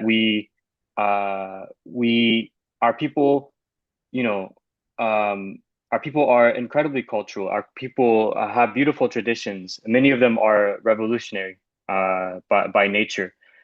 So it's to actually assert all of that, to assert our pride. And then in the process, we recruit people to see themselves as part of the same national liberation struggle, not in solidarity with our people back home in Palestine and across the broader Arab region, but we are just a different fight, a different front within the same fight, within the same struggle.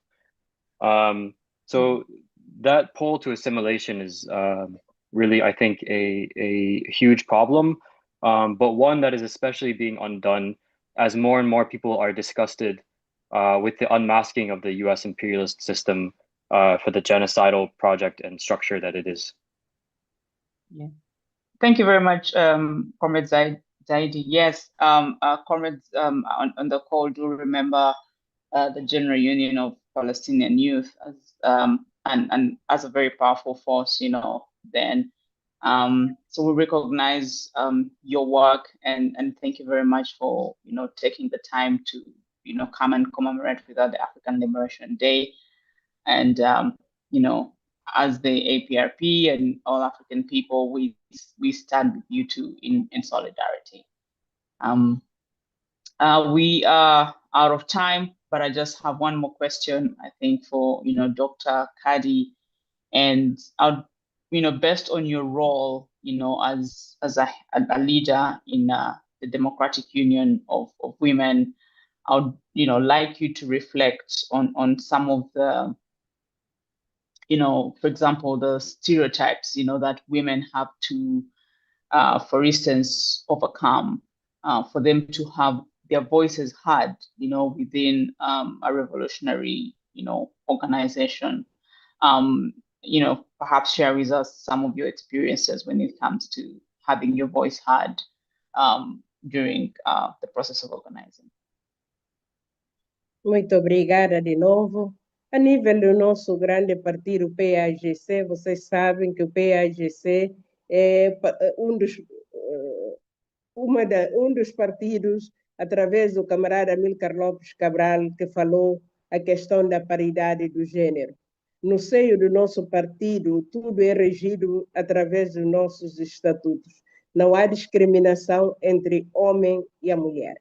Contudo, nas atividades, nas estruturas mais inferiores, sempre existem aquelas rivalidades entre os homens. Eu não diria rivalidade em si, aquela competição de quem vai passar para ascensão aos órgãos das estruturas. Nesse caso, sim, as mulheres, por vezes, se sentem um pouco estigmatizada em alguns aspectos. As mulheres também, por vezes, são elas culpadas das suas não ascensão, porque participam em massa nas atividades partidárias. Quando chegar o momento de assunção de responsabilidade, muitas das mulheres dizem não terem muito tempo para poderem assumir, porque têm trabalho doméstico, têm ocupações domésticas que não lhe permitem estar longas horas nas atividades partidárias, nas reuniões das estruturas, etc., etc. Em termo global, não estou a falar só do meu partido PAIGC, mas na sociedade guineense, muitas mulheres encontram a barreira econômica para poderem exercer as suas atividades políticas. Outras das barreiras que as mulheres encontram é a questão de poderem participar plenamente nas suas atividades, porque têm certas limitações que têm a ver com certos aspectos culturais existentes no nosso país, alguns aspectos religiosos que não são muito relevantes, mas também que existem nas determinadas camadas de alguns grupos étnicos. Então, estas barreiras limitantes fazem com que muitas mulheres não conseguem ascender a nível das suas estruturas, tanto partidárias assim como a nível nacional. Mas as mulheres são as pilares, são as pessoas que trabalham dia a dia para manter a família e a sociedade. O nosso partido, as mulheres participam e de que maneira? E são suportes do nosso grande partido PAIGC. Infelizmente, neste momento, o nosso partido, a sede do partido do PAIGC, todas estão fechadas a nível nacional. Não temos acesso às nossas sedes, nem para homens, nem para mulheres, nem para nenhum militante, como o nosso presidente está encarcelado na sua casa. Então, nessas situações, nos sentimos uma posição desproporcional em relação a outros partidos e a outras estruturas que têm mais liberdade de poderem agir, de praticar a sua política de forma livre. O PAIGC é o partido que trouxe a independência, o partido que trouxe a liberdade na Guiné-Bissau, nunca trabalhou contra a liberdade, nunca aplicou a opressão contra o seu povo, pelo contrário, tem trabalhado sempre pela liberdade, pela expressão, pelo respeito à vida humana em todos os aspectos. Thank you very much, Dr. Kadi, and especially for highlighting the ways in which the PIGC recognizes the position of women and works hard to make sure that there's an environment that makes it, conducive for them to participate, in the revolution. But of course, the challenges still exist. And I think it's up to us as revolutionaries and revolutionary organizations to recognize, those challenges and make room for women to be able to fully participate and to recognize, to achieve their potential. Unfortunately, we're out of time, but I would like to thank you, Ousmane, for coming on board and for sharing with us your experiences as a youth leader in the PIGC and your impressive work and some of the challenges and how you have achieved them. It's been a point of learning for many of us.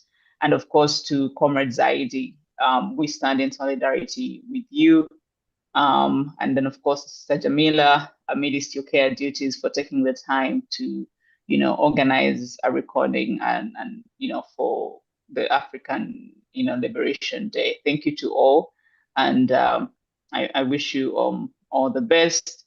Over to you, Comrade Maxine.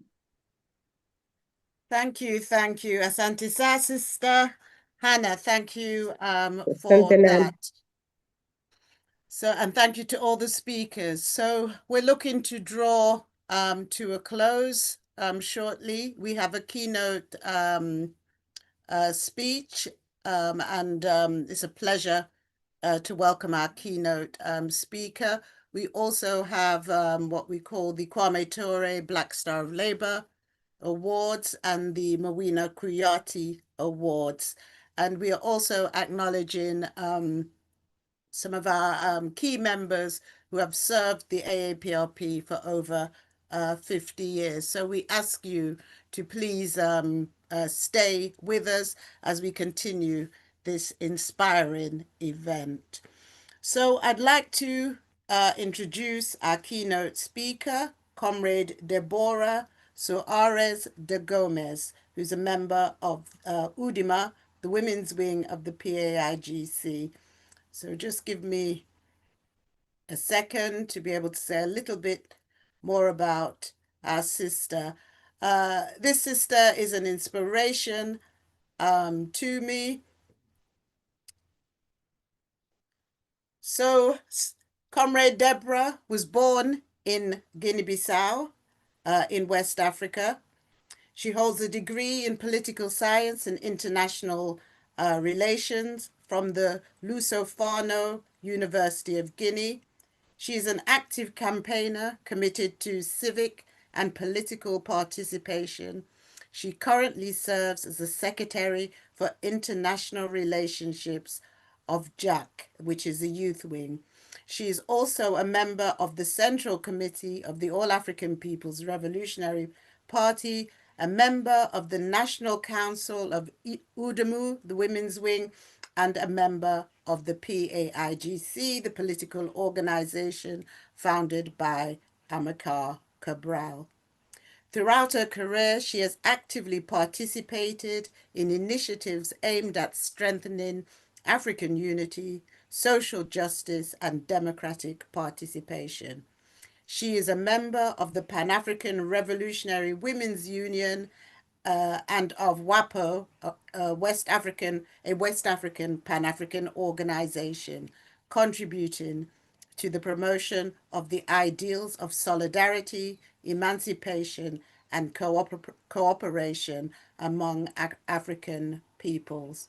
Her academic background, combined with her political experience and her involvement in various national and international organizations, reflects her commitment to the development of Guinea-Bissau and the defense of the values of Pan-Africanism, citizenship, and the participation of women and young people in political life. Please welcome Sister Deborah. Boa tarde, camaradas. Desculpem pelo atraso. Estávamos a tentar enviar o vídeo feito já há 2 dias, mas, como sabem, a situação da Guiné-Bissau não deu como. E desculpem pelo atraso. Em meu nome e em nome do Partido Africano pela Independência da Guiné-Bissau, PAIGC, na nossa desculpem a minha rede.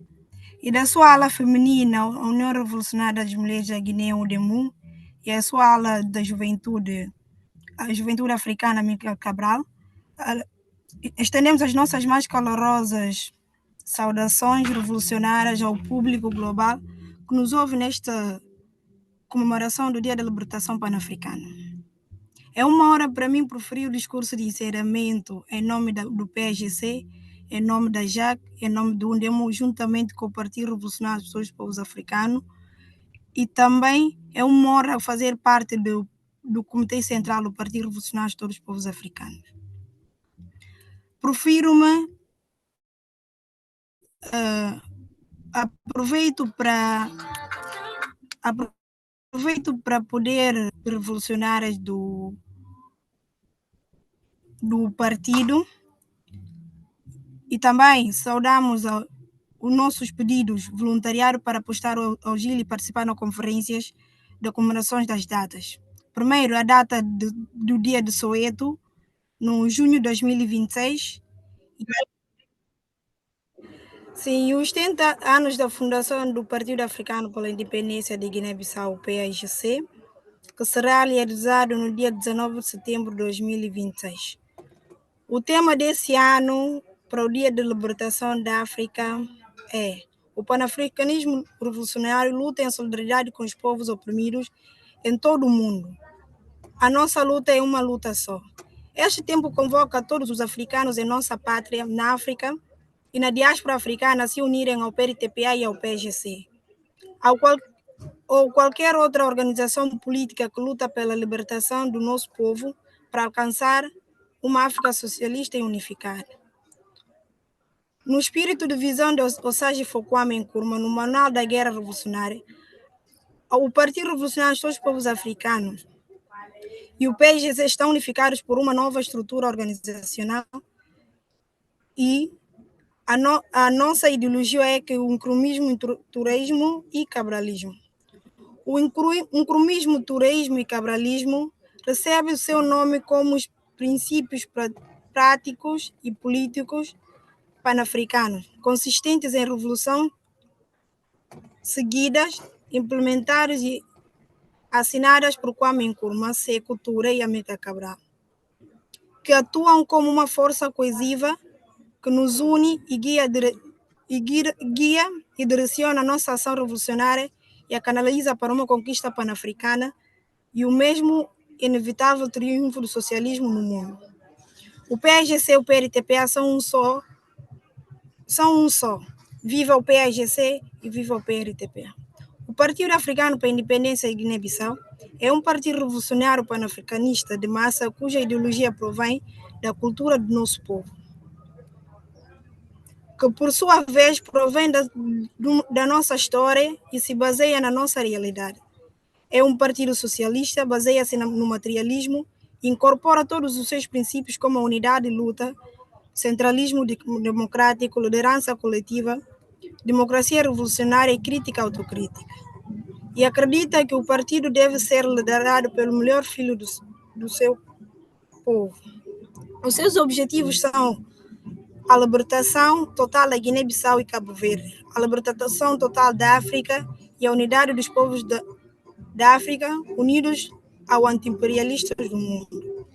Possui estruturas democráticas coletivas para tais como das mulheres, dos trabalhadores, dos jovens e de crianças.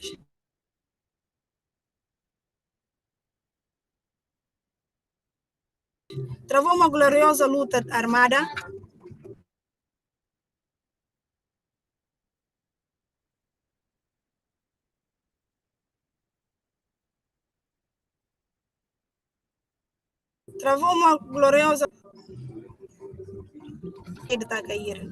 uma guerra popular pela Guiné-Bissau e ao mesmo tempo com armadas em Angola, em Moçambique e em Guiné-Bissau pela independência de São Tomé, Príncipe e Cabo Verde. Não só derrotou o colonialismo português, que era apoiado pela Organização do Atlântico do Norte, OTAN, incluindo os Estados Unidos da América, Canadá, França, Inglaterra, Espanha, Alemanha Ocidental e a Itália, como também ajudou a desencadear uma revolução dentro do próprio Portugal. O PGC é o único partido que conhecemos no mundo que alcançou as seguintes vitórias: derrotaram o colonialismo e simultaneamente provocaram uma revolução dentro do metropólio colonial em 25 de abril de 1974. O povo realizou eleições durante a luta armada, elegeu seus dirigentes democráticos que decidiram democraticamente sobre uma Constituição e decidiram unilateralmente proclamar a sua independência. Contribuiu simultaneamente para as lutas de todos os povos que lutam por justiça da Palestina, dos Estados Unidos, os africanos nos Estados Unidos e no Timor-Leste, entre outros. Honramos o nosso grande líder revolucionário pan-africano, Amílcar Cabral, que fundou o PSGC em 19 de setembro de 1956.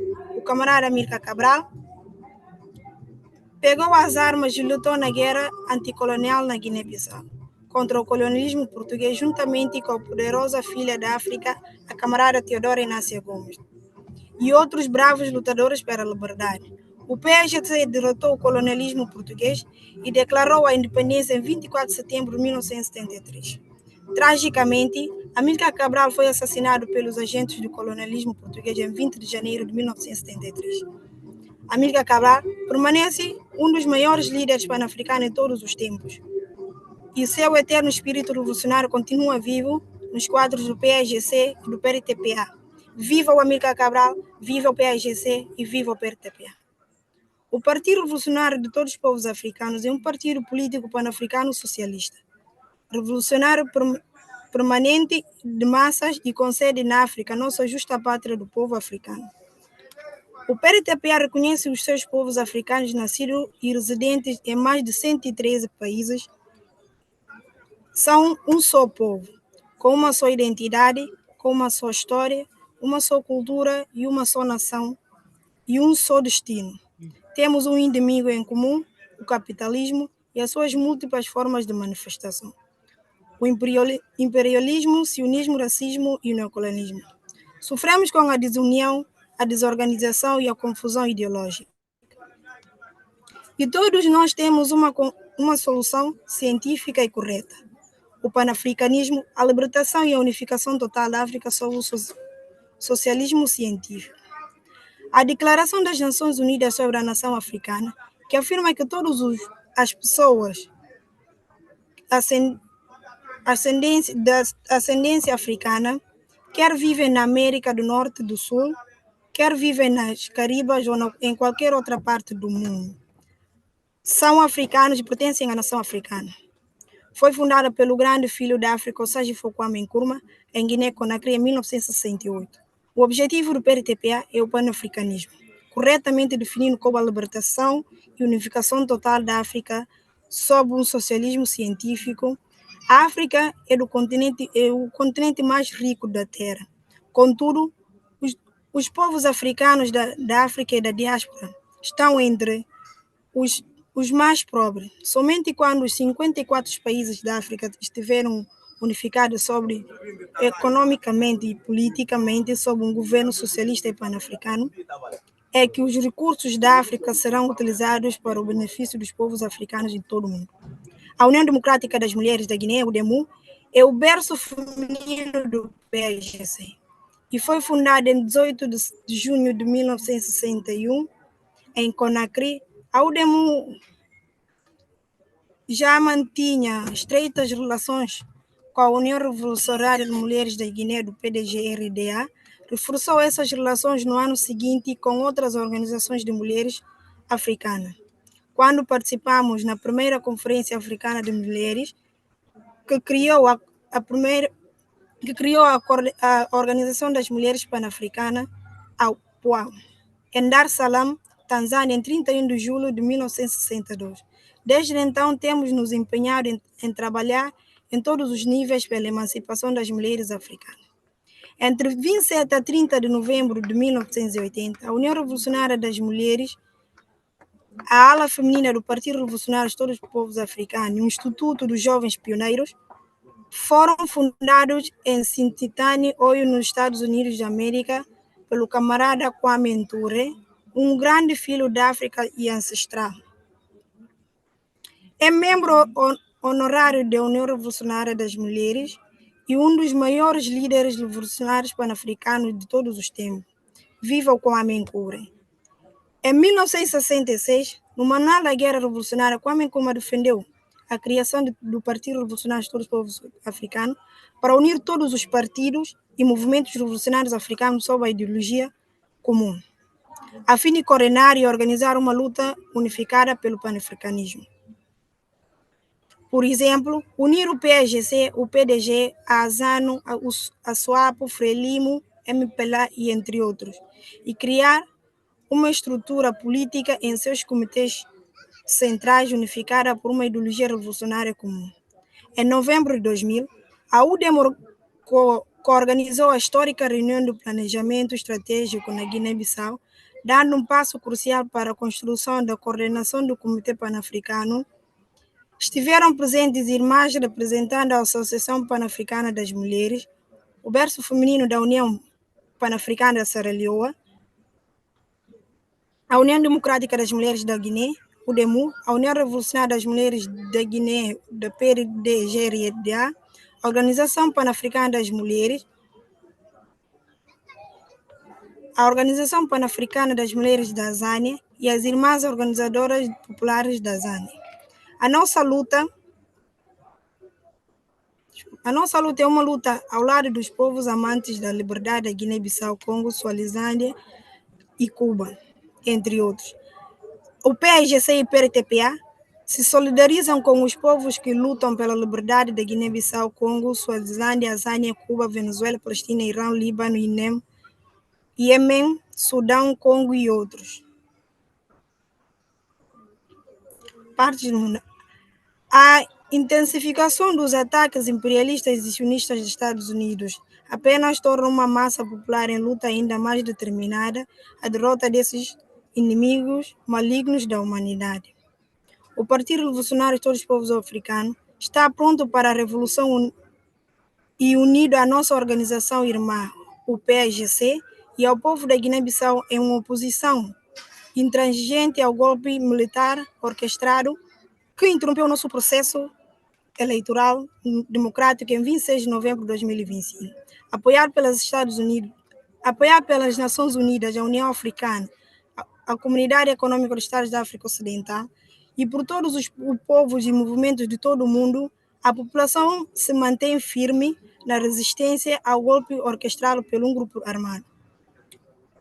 O povo da Guiné-Bissau exige a libertação imediata e incondicional do camarada Domingos Simões Pereira, presidente do PAIGC, e de todos os cidadãos que foram detidos ilegalmente. Cessar as hostilidades militares e danos ao povo. Não ferir ninguém. Que todos os militares retomem os seus quartéis e se abstenham de participar de qualquer subversão do processo democrático. Que o processo eleitoral possa prosseguir com a proclamação oficial da contagem dos votos e o anúncio dos vencedores das eleições no domingo, 23 de novembro de 2025.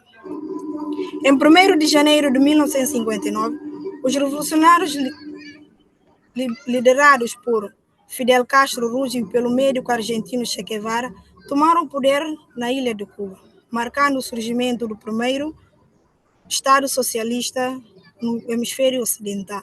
Desde essa grande vitória, os governos imperialistas dos Estados Unidos da América têm tentado destruir a Revolução Cubana por meio de múltiplas tentativas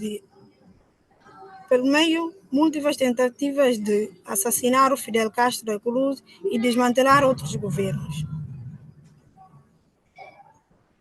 Recentemente, as últimas ordens executivas de emergência dos Estados Unidos impedem a Cuba de importar petróleo ou qualquer outra forma de energia necessária para a sua sobrevivência. Os Estados Unidos ameaçam todos os exorbitantes sobre todos os produtos importantes de qualquer país que forneça petróleo a Cuba. Os Estados Unidos estão intensificando seus esforços para cortar os principais canais de comunicação com a Cuba, especialmente fornecimento de energia, coagindo energeticamente catastrófica, aeroportos ficando sem combustíveis de aviação, apagões de 20 horas, transportes públicos paralisados, escolas que não funcionam, hospitais que ficarão impossibilitados de funcionar, escolas que ficaram sem aulas e a distribuição de suprimentos essenciais como alimentos e medicamentos será interrompida. Enquanto todo o povo cubano sofre essas condições desumanas, as crianças e doentes e os idosos lutam pela sobrevivência. Desde a sua fundação, o governo e o povo de Cuba têm demonstrado humanismo socialista e internacionalismo. A generosidade de Cuba para com os vizinhos e o mundo manifesta-se de uma forma mais contundente através das suas missões médicas internacionais. O Partido Africano para a Independência de Guiné e Cabo Verde e o Partido Revolucionário de Todos os Povos Africanos reafirmam o seu apoio às nações de Venezuela e de Cuba, condenando veementemente os atos de guerra militar e econômica que estão sendo tratados contra os povos de ambas nações, numa tentativa de derrotar os seus processos revolucionários. Saudamos os povos da Venezuela e de Cuba por sua firme resistência diante da mais recente onda de crimes.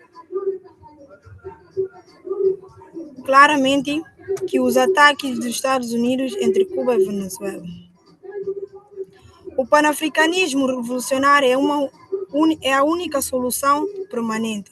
Neste 68º aniversário do Dia da Libertação da Africana, e em nome do Partido Revolucionário de Todos os Povos Africanos, em nome da União Revolucionária das Mulheres Africanas, em nome do Partido Africano pela Independência de Guiné e Cabo Verde, em nome da Juventude Africana América Cabral e em nome da União Democrática das Mulheres, reafirmamos que o panafricanismo revolucionário é a única solução permanente para os problemas ideológicos, culturais, políticos e econômicos que o povo africano enfrenta na África e na diáspora africana. Somente quando os 54 países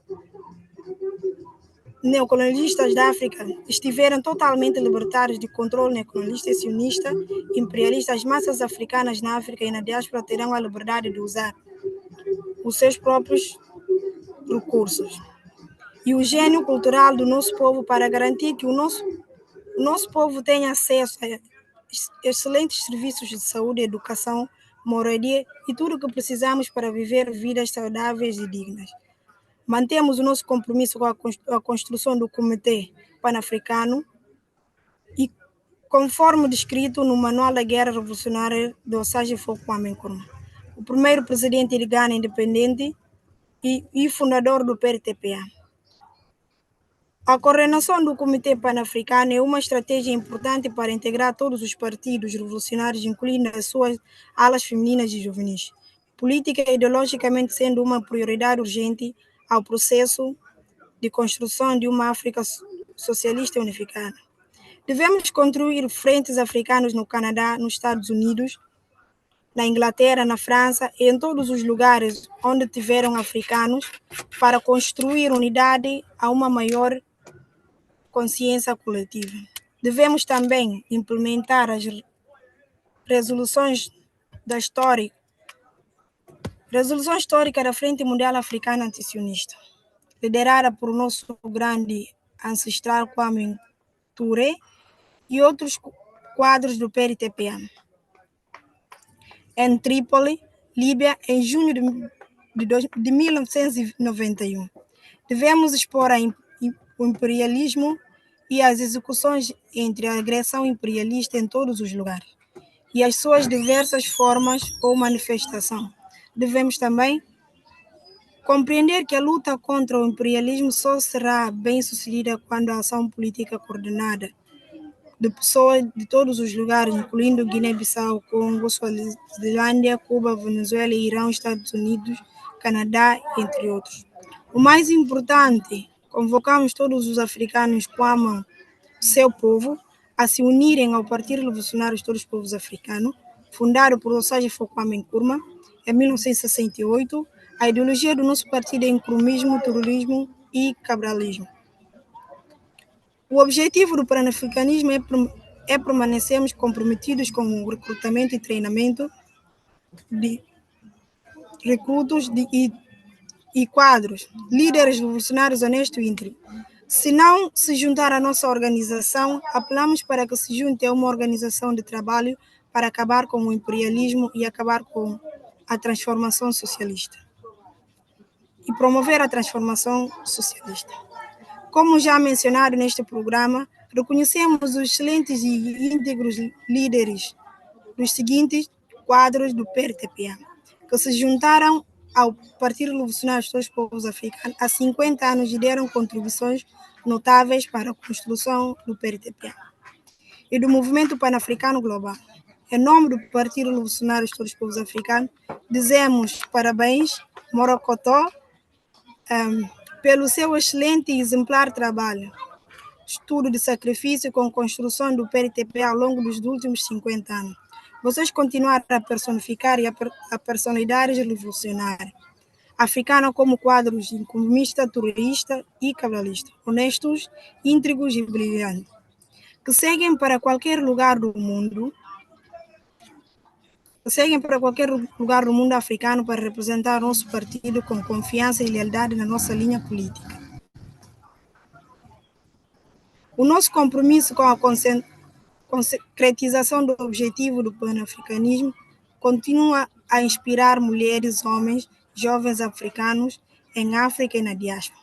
Camarada irmã Moya Nzuri, camarada irmã Nancy Wright, camarada irmão John Trimble, camarada irmão Ni Kwame Accra, camarada irmão Rafiki Morris, camarada irmão Yero Kide, camarada irmão Zizwe Chuga e camarada irmão Imani Naumoji.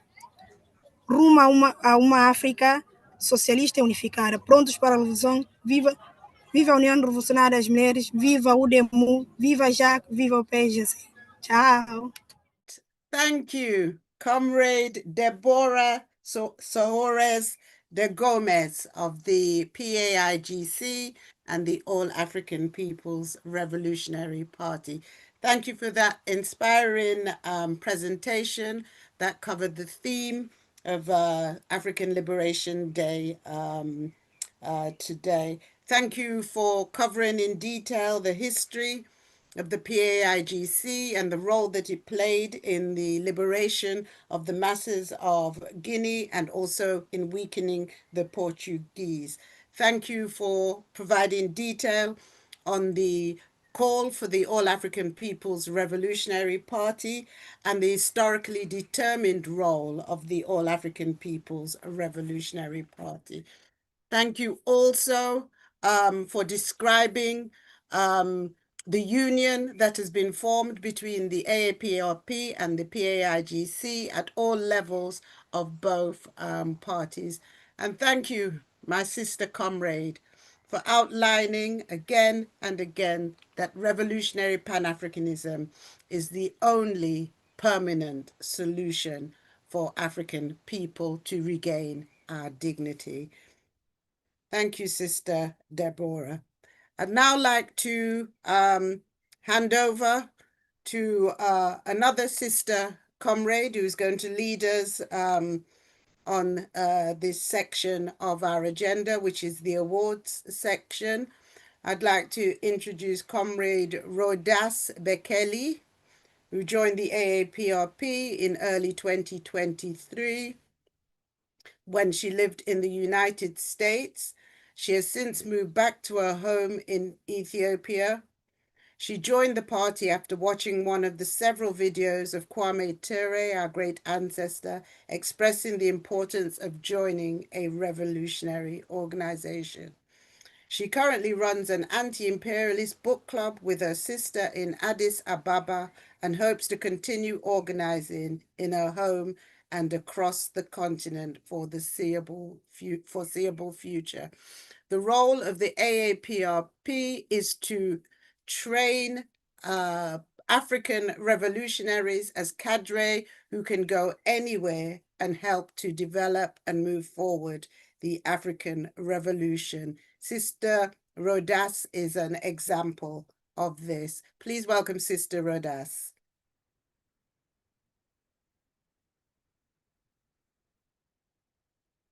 Thank you so much, Comrade. I'm really honored to be presenting the awards today for this year's African Liberation Day. Our first award is the All African People's Revolutionary Party's Black Star of Labor Award, renamed the Kwame Ture Black Labor Award after Kwame's passing. This is an anti-imperialist award given to revolutionary and progressive organizations and individuals within organizations that have historically contributed or are currently contributing significantly to the liberation of African and oppressed people internationally.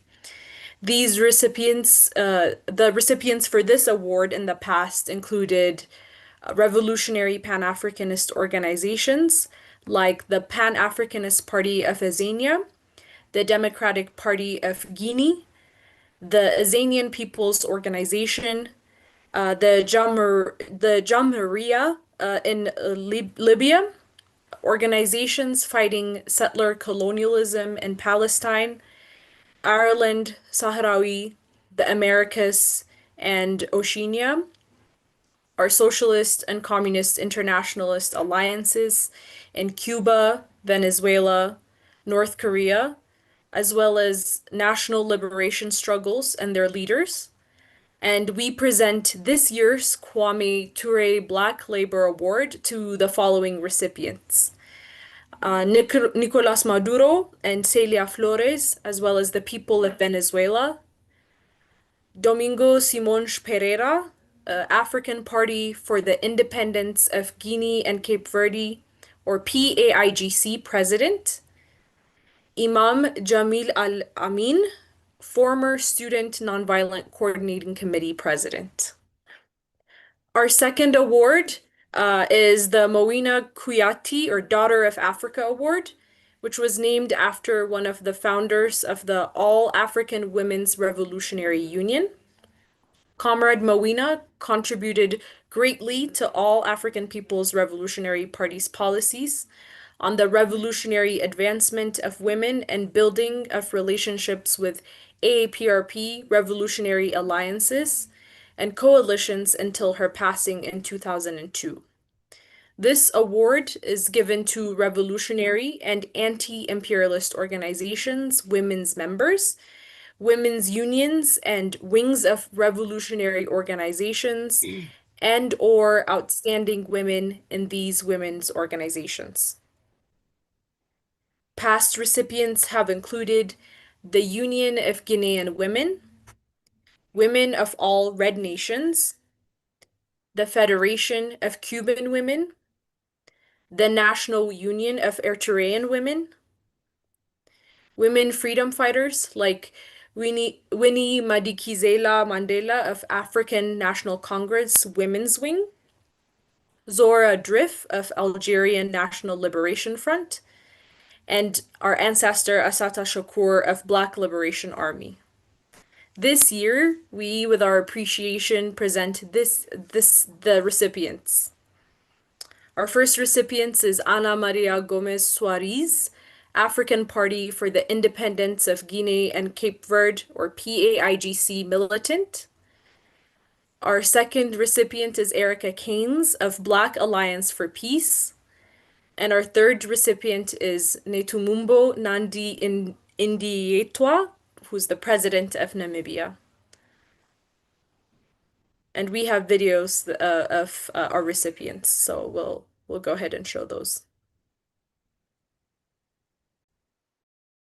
Fico muito contente de ter recebido o prêmio. Minha família está junto ao lado de mim. Para receber prêmio, por exemplo, o partido me ensina como alguém que vão fazer bem perder ali, e são outras mulheres também que participam na luta de libertação.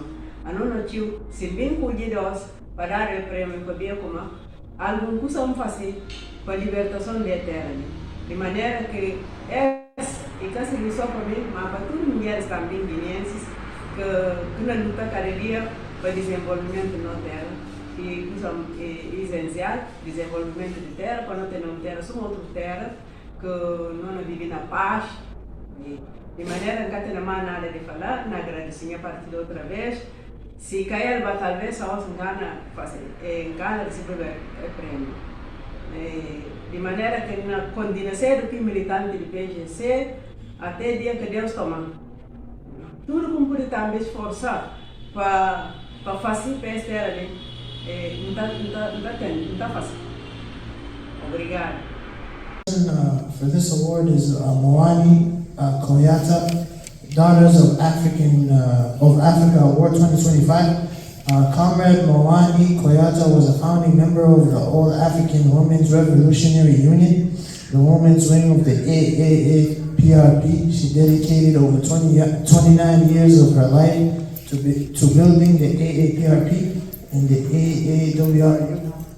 Comrade Mawani was an outstanding organizer and was highly respected to all who came to know and work with her.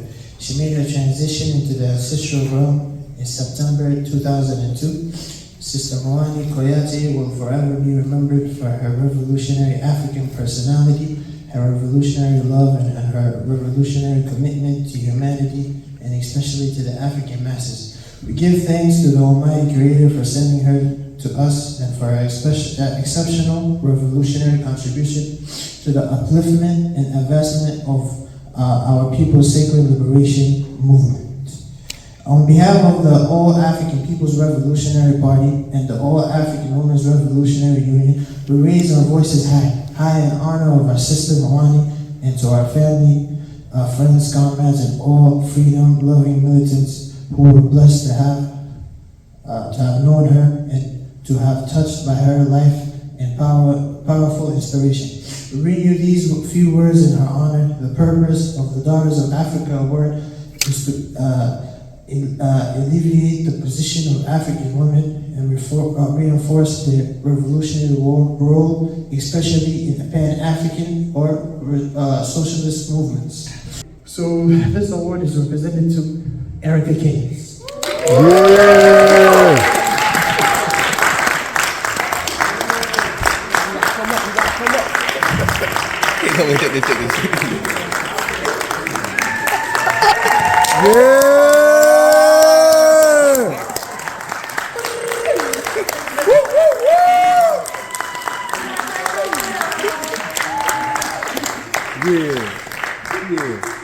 You got any words to say?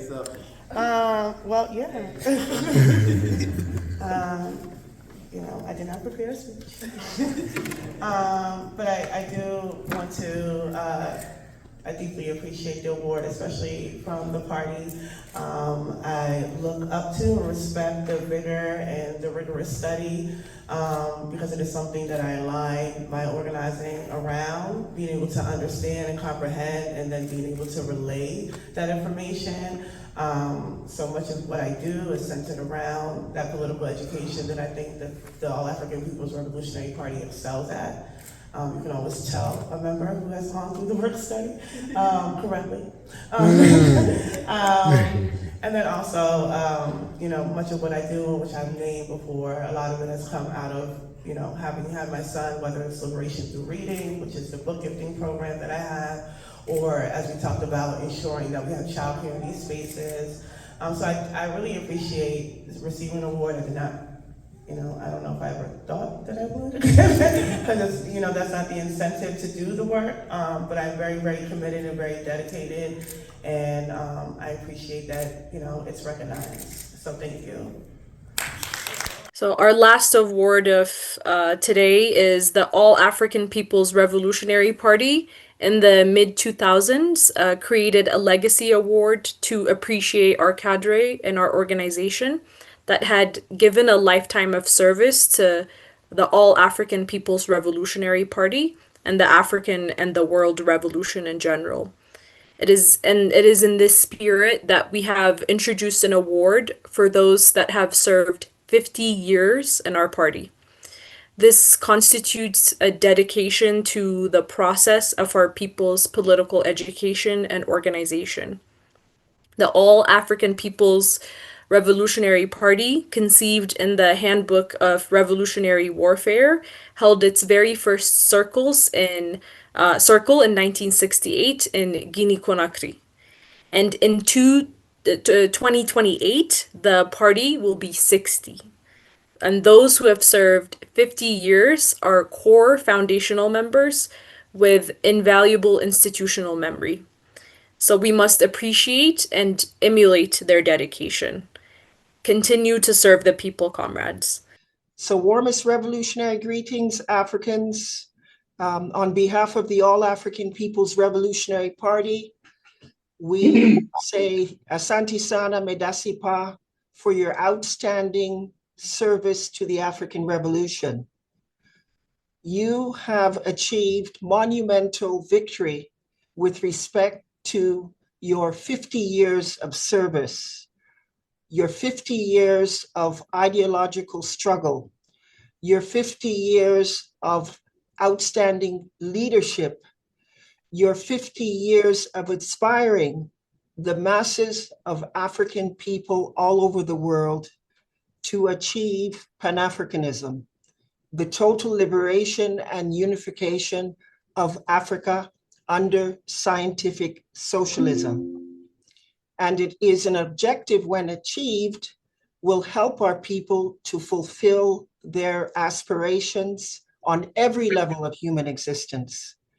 So on behalf of the struggling masses of the world, on behalf of our brother-sister organizations and our allies all over the world, we say, Medasipa Asanti Sana, for your outstanding service, sacrifice, and dedication to building the All-African People's Revolutionary Party.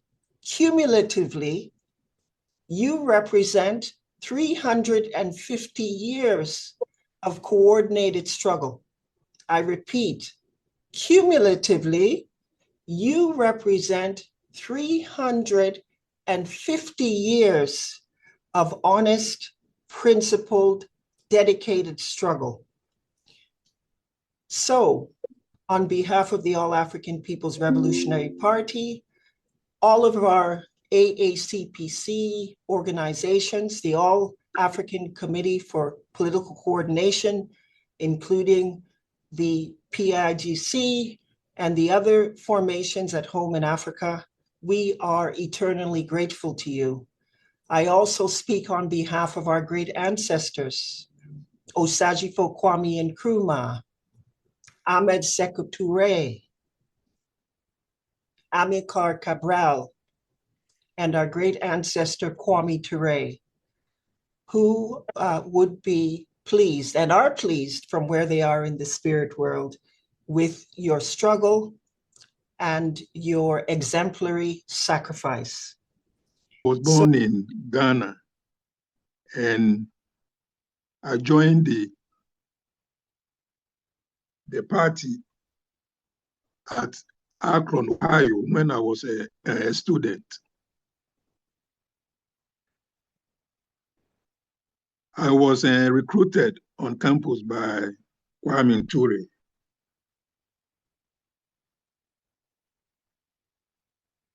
In 1976. I am now a chief at Mayra Fase, and my stool name is Ni Kwame Ankrah the First. Before I joined the AAPRP, we were members of Black Students Black United Students. And when Kwame Touré came by, well, he convinced all of us, and we left the Black United Students and joined the AAPRP. I joined the AAPRP because I was a former Young Pioneer student until the coup came to overthrow Kwame Nkrumah. So when I heard about the AAPRP, that it is a party started by Kwame Nkrumah and Sekou Touré, I was so glad, and I decided to join. In the Young Pioneer, we were taught to defend Africa. In fact, when we go to a parade and a leader comes and says, "Are you ready?" we respond by saying, "Ever ready." Because of Ghana and Africa, we are ever ready. So that's the reason why I joined the AAPR? I joined the AAPRP or was motivated to join the AAPRP as a member of the West African Music and Dance Ensemble. And a few members that were already on our campus talked about the AAPRP and some folks that were coming to talk about it. And many of us have been talking about the struggle in South Africa. We were fighting apartheid, and we had met some members from Soweto, and just the world in general and what was happening, and wanting a Malcolm to come to be reborn. And we realized that that if we all were fighting like Malcolm, we could never be assassinated. The struggle would never end, that we would continue the struggle. And so we were encouraged to come to this meeting. And when we came to the meeting and talked with the comrades and learned about the APRP and the work was done, that was being done, and the objective, we all were very, very interested to study and to learn more. So that was the motivation. Junior high school, where we staged a walkout. And I don't know if it was because of the assassination of Dr. Martin Luther King in 1968 or before it. We students organized a walkout. And that was one of the earliest times I began to get involved in activism. And then a year or two later, I got involved with one of the older brothers in the neighborhood and went to a Kwanzaa program. And I adopted an African name, and he was a member of the Congress of African People. And he went to junior college and took me to a meeting of the African Liberation Support Committee.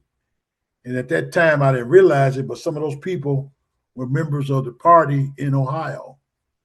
So eventually, I managed to graduate from high school and went to college with one dashiki that I had somebody make for me after I had become aware that I was an African. And I was sitting on the yard, as they call it, when members of the first work study circle approached me and asked me to join the party. Kwame Ture spoke on the campus, and I wasn't even there, but when they explained the program of the All African People's Revolutionary Party and the objective, I knew that's what I wanted to be in, and I've been in it ever since. Memorable achievements in the AAPRP, it actually has been working with our Young Pioneers Institute. And that's a process that we initiated to provide care for the children in the AAPRP while their parents engaged in organizing work. But it evolved into a fun political education process for the children, at least in the area where I lived at the time in Pennsylvania. And it was a learning experience for me, and I would say probably for my fellow comrades as much as them, because we learned about how to teach children about the importance of Africa and the importance of participating in our people's freedom. Help build the Pennsylvania chapter in Philadelphia. I have with that. Also, my second thing with that, the third thing, building the campus base. When the party said in 1980, 100% on campus, I took the ball and I ran with it. I had good relationship with all the student organizations. I was an advisor for the Black Student Union. I had all the party speakers who spoke here, like Nancy Africa, to come and speak at Temple University. I had Kwame came up and spoke. I had David Brother, Bob Brown, and we built a strong campus base, and we still have it today. A few words about Kwame. Kwame Ture epitomized the essence of what I believe it means to be revolutionary. He committed class suicide. While many of his peers were pocketing large speaking honorarium, wherever Kwame Ture spoke, he always turned the money over to the party. He lived as a true communist, contributing to the best of his ability, but only taking necessities. Secondly, he displayed the key characteristics of a true revolutionary: a high level of discipline, patience, sacrifice, and fearlessness. Quickly about Kwame Ture, I think my experience may be the same as many, but because we were in the same circle at one time, but wherever I lived, whenever Kwame came into the area, I always had to go to him and give him a report. How many work study circles were there? What happened to the names we collected the last time he came here? Who's doing the orientations? Are they on committees? This continued year after year after year after year after year, irregardless of what position I held, irregardless of where I was living.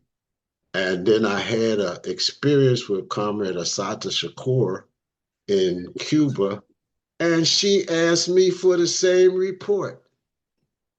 How many work study circles are they? Where are they located? And that made me realize the ongoing permanent relationship that Kwame had with our comrade Assata and the other expatriates who lived in Cuba. There are lots of stories I could tell about Kwame Ture, but I'll, in the interest of time, keep it to one. And this story is the first time I met Kwame Ture. He came to New Haven, where I lived at the time, and there was a program on campus. After the program, because I was the only one of my fellow students that actually had an apartment, we gathered at my house for dinner. And I had prepared what I thought was a really nice meal, but I was a very young and inexperienced cook. And consequently, as we were eating the chicken, I realized it was not done. It was underdone. And I was really embarrassed and really apologetic. But Kwame acted like nothing was wrong. He just picked up the hot sauce and dashed hot sauce on the chicken and ate it like it was the best meal he had ever eaten. And that encounter taught me a lot about humility and about graciousness and about how one should accord their appreciation for people's generosity, regardless to how humble what they have to offer is. So I learned a lot that day. Compelling reasons for people to join the AAPRP. The party offers an unparalleled program of combining revolutionary study and the work grounded in a comprehensive strategy. The global reality of the party sets the groundwork for the Revolutionary Party needed to achieve a unified socialist Africa that will contribute toward world communism. I think people should join the All African People's Revolutionary Party because they've come to understand the nature of the struggle that Africans are engaged in. This is a particular organization that is aimed at the total liberation and unification of Africa under scientific socialism. We're trying to build cadre, which are trained agents of the African Revolution who are capable of going anywhere and building this party and building the revolutionary process. So I think those who have come to those understandings should join the AAPRP. But those who have not yet reached that level of understanding also have a responsibility to join an organization that is fighting for our people. So whoever you are and wherever you are, you should join a revolutionary or progressive organization that's doing what you think needs to be done to help our people.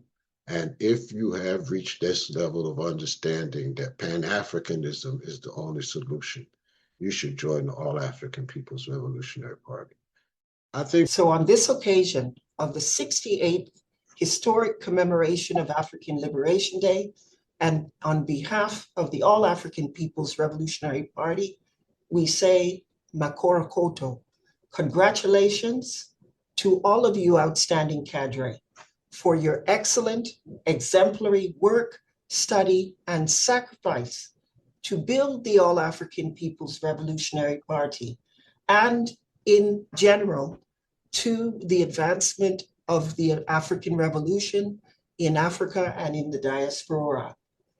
Your service includes the building of our All African Women's Revolutionary Union, which was founded in November of 1980.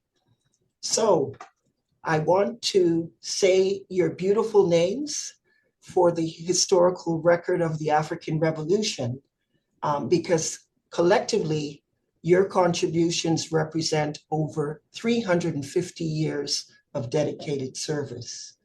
Comrade Moya Mzuri Pambele, Comrade Nancy Wright, Comrade John Trimble, Comrade Ni Kwame Ankra II, Comrade Rafiki Morris, Comrade Yeru Okite, Comrade Zizwe Chiguka. All of you continue to exude the revolutionary African personality as honest, principled, dedicated, brilliant Nkrumah's Therese Cabrales cadre, who continue to go anywhere in the African world to represent our party and to organize with confidence and loyalty to our political line. We encourage our listening audience to join the All African People's Revolutionary Party in order to achieve a unified socialist Africa.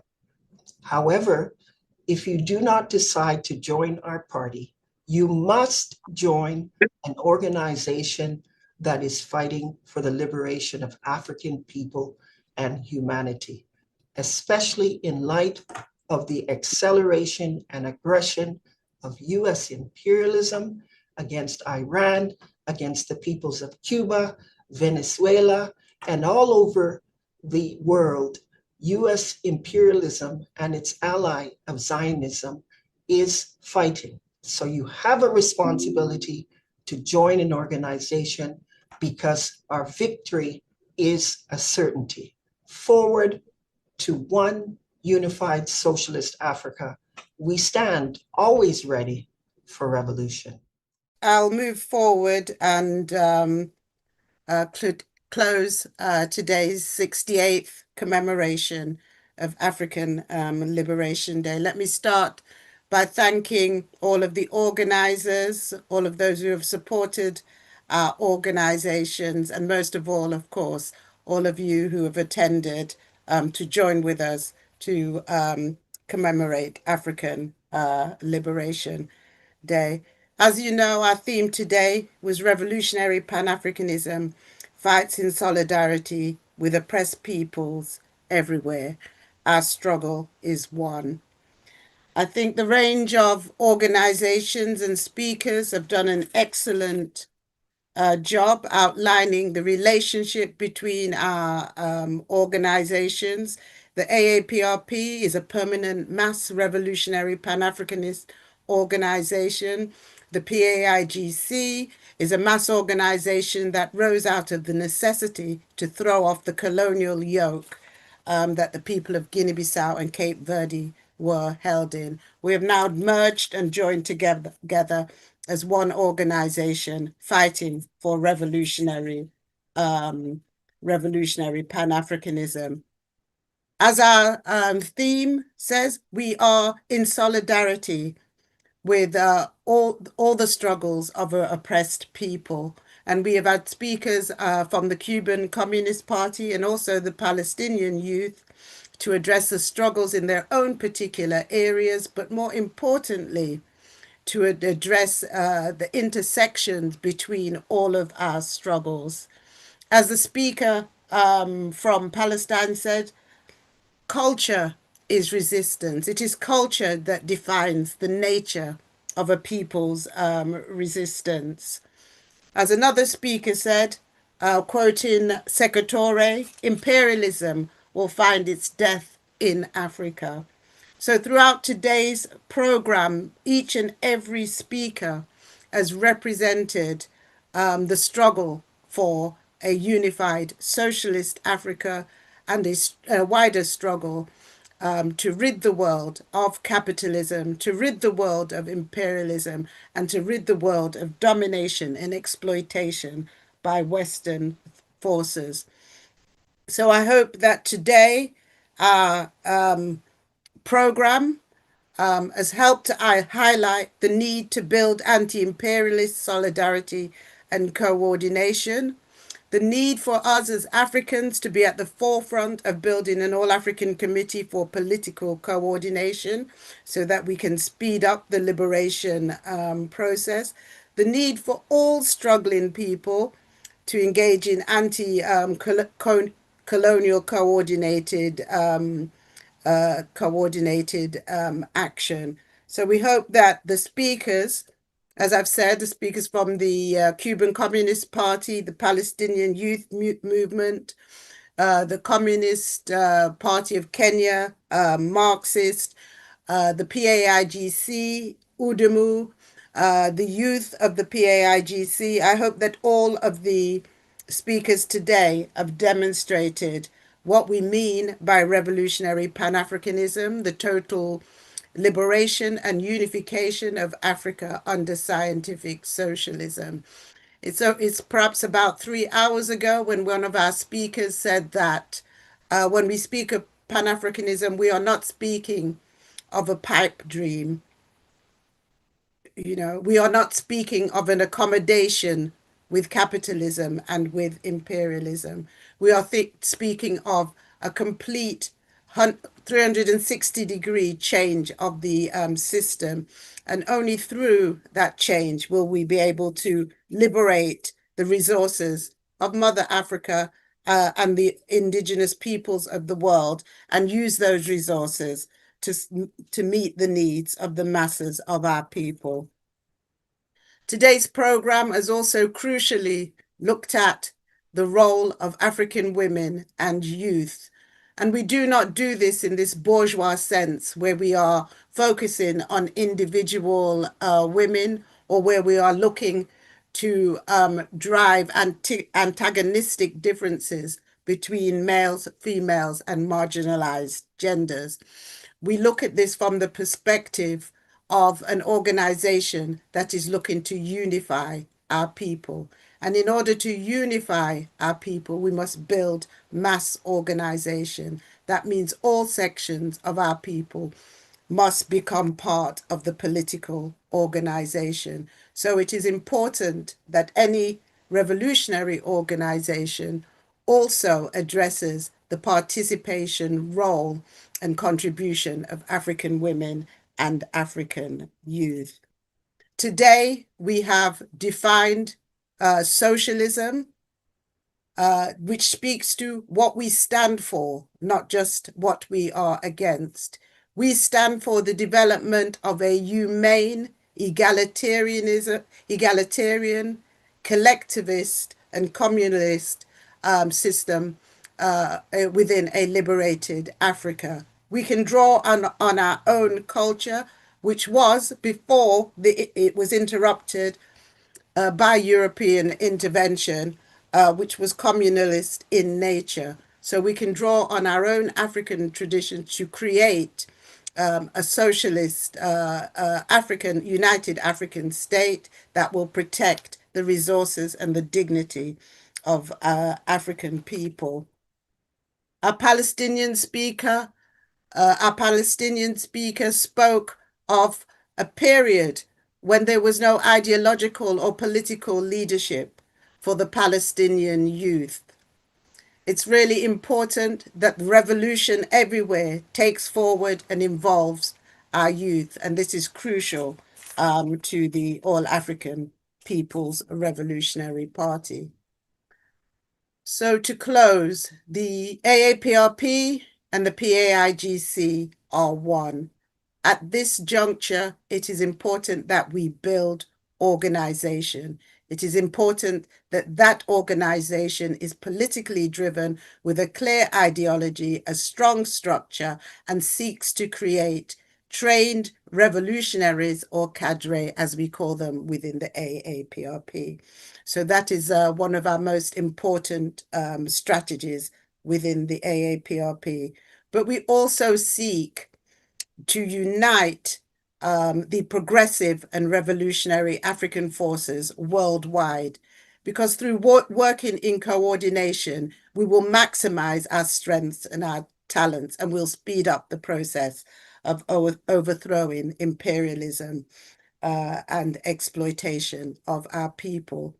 So the AAPRP and the PAIGC, we call on all Africans to join political organization. We call on all Africans to commit yourself to the African liberation struggle. Each generation has a contribution to make. Please reflect on today's gathering and consider what you can offer and contribute to the African revolution. We know that everyone has a contribution that they can make. Within the All African People's Revolutionary Party, we have what we call the Cultural Workers Bureau. This is a catalogue, let us say, of cultural artists and performers who support the revolution. And we'd like to let you know that they are available to perform at your events. Please feel free to contact the AAPRP if you'd like to be put in contact with any of these conscious artists. If our event today has inspired you to find out more about the All African People's Revolutionary Party, and or to join the All African People's Revolutionary Party, please contact the AAPRP at aapRP-intl.org. That is aapRP-intl.org. Our theme today was that revolutionary Pan-Africanism stands in solidarity with all oppressed people. We close today as Africans unified in a struggle to liberate our homeland. We close today by repeating the solidarity that we have with all oppressed peoples of the world and our commitment to build anti-imperialist structures and to continue to support the struggles of the Cuban people, the Palestinians, the Venezuelan people, the people of Iran, the people of North Korea, because the African revolution does not exist in isolation from the rest of the world. So thank you all for your participation. Thank you for your time. And can I say, ready for revolution. Viva the AAPRP, viva the PAIGC, viva the Cuban Communist Party, viva the Bolivar Revolution, long live the people. Thank you. Okay, so we will close with a party song.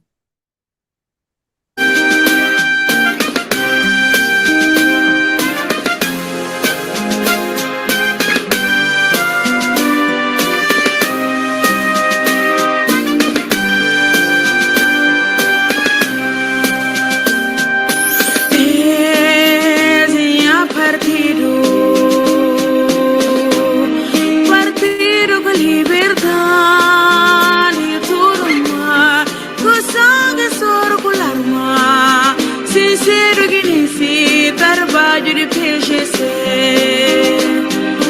desenha partido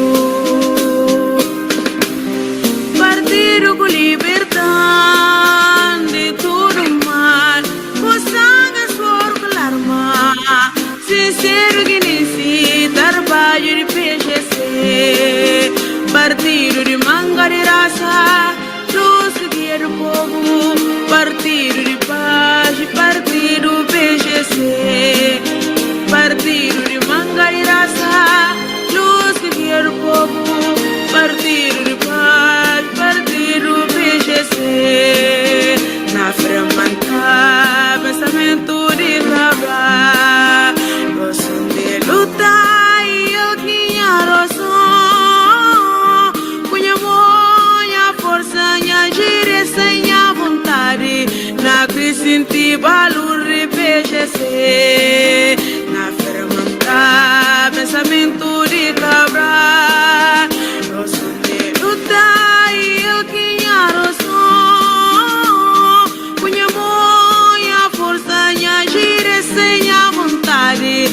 Crisinti valuri peshese na sabura na kasabio na tudo amiri peshese na sabura na kasabio na tudo amiri peshese.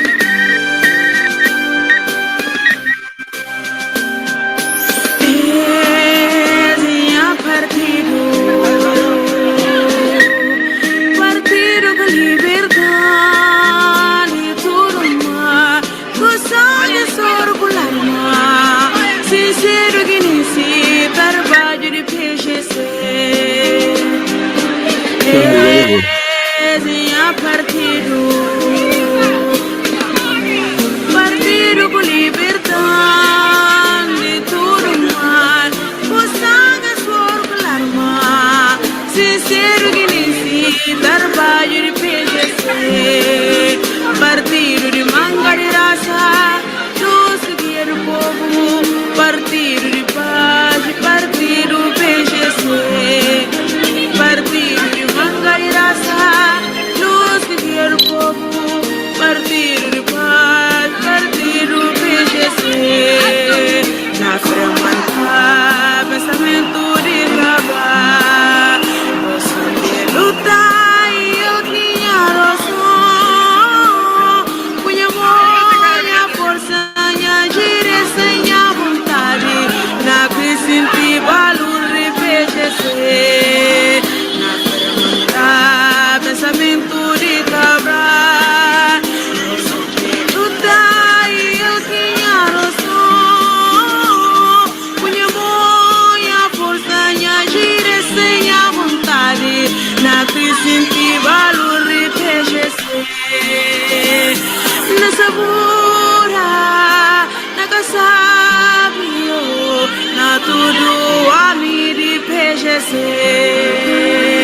Na sabura, na casabio, na tudo ami de PGC.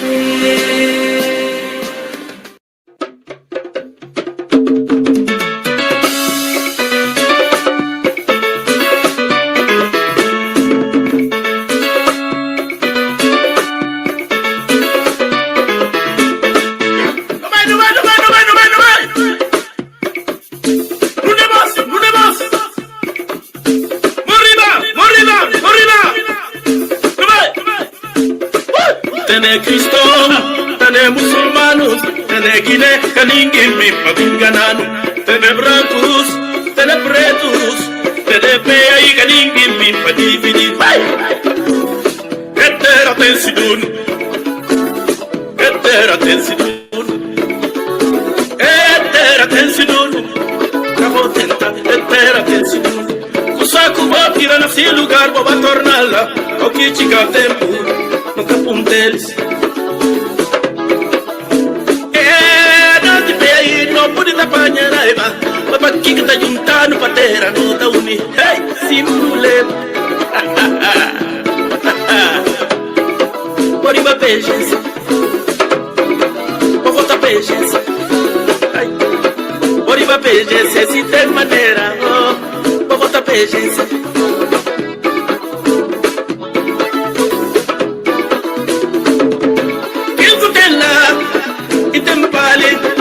Tempali, oh, itella, che chi va in pena, potor che va fuxero di altro, che va in pena, oh, virgenti, la balla ne, sopra buraco di poca, sopra buraco di poca, non riva pesce,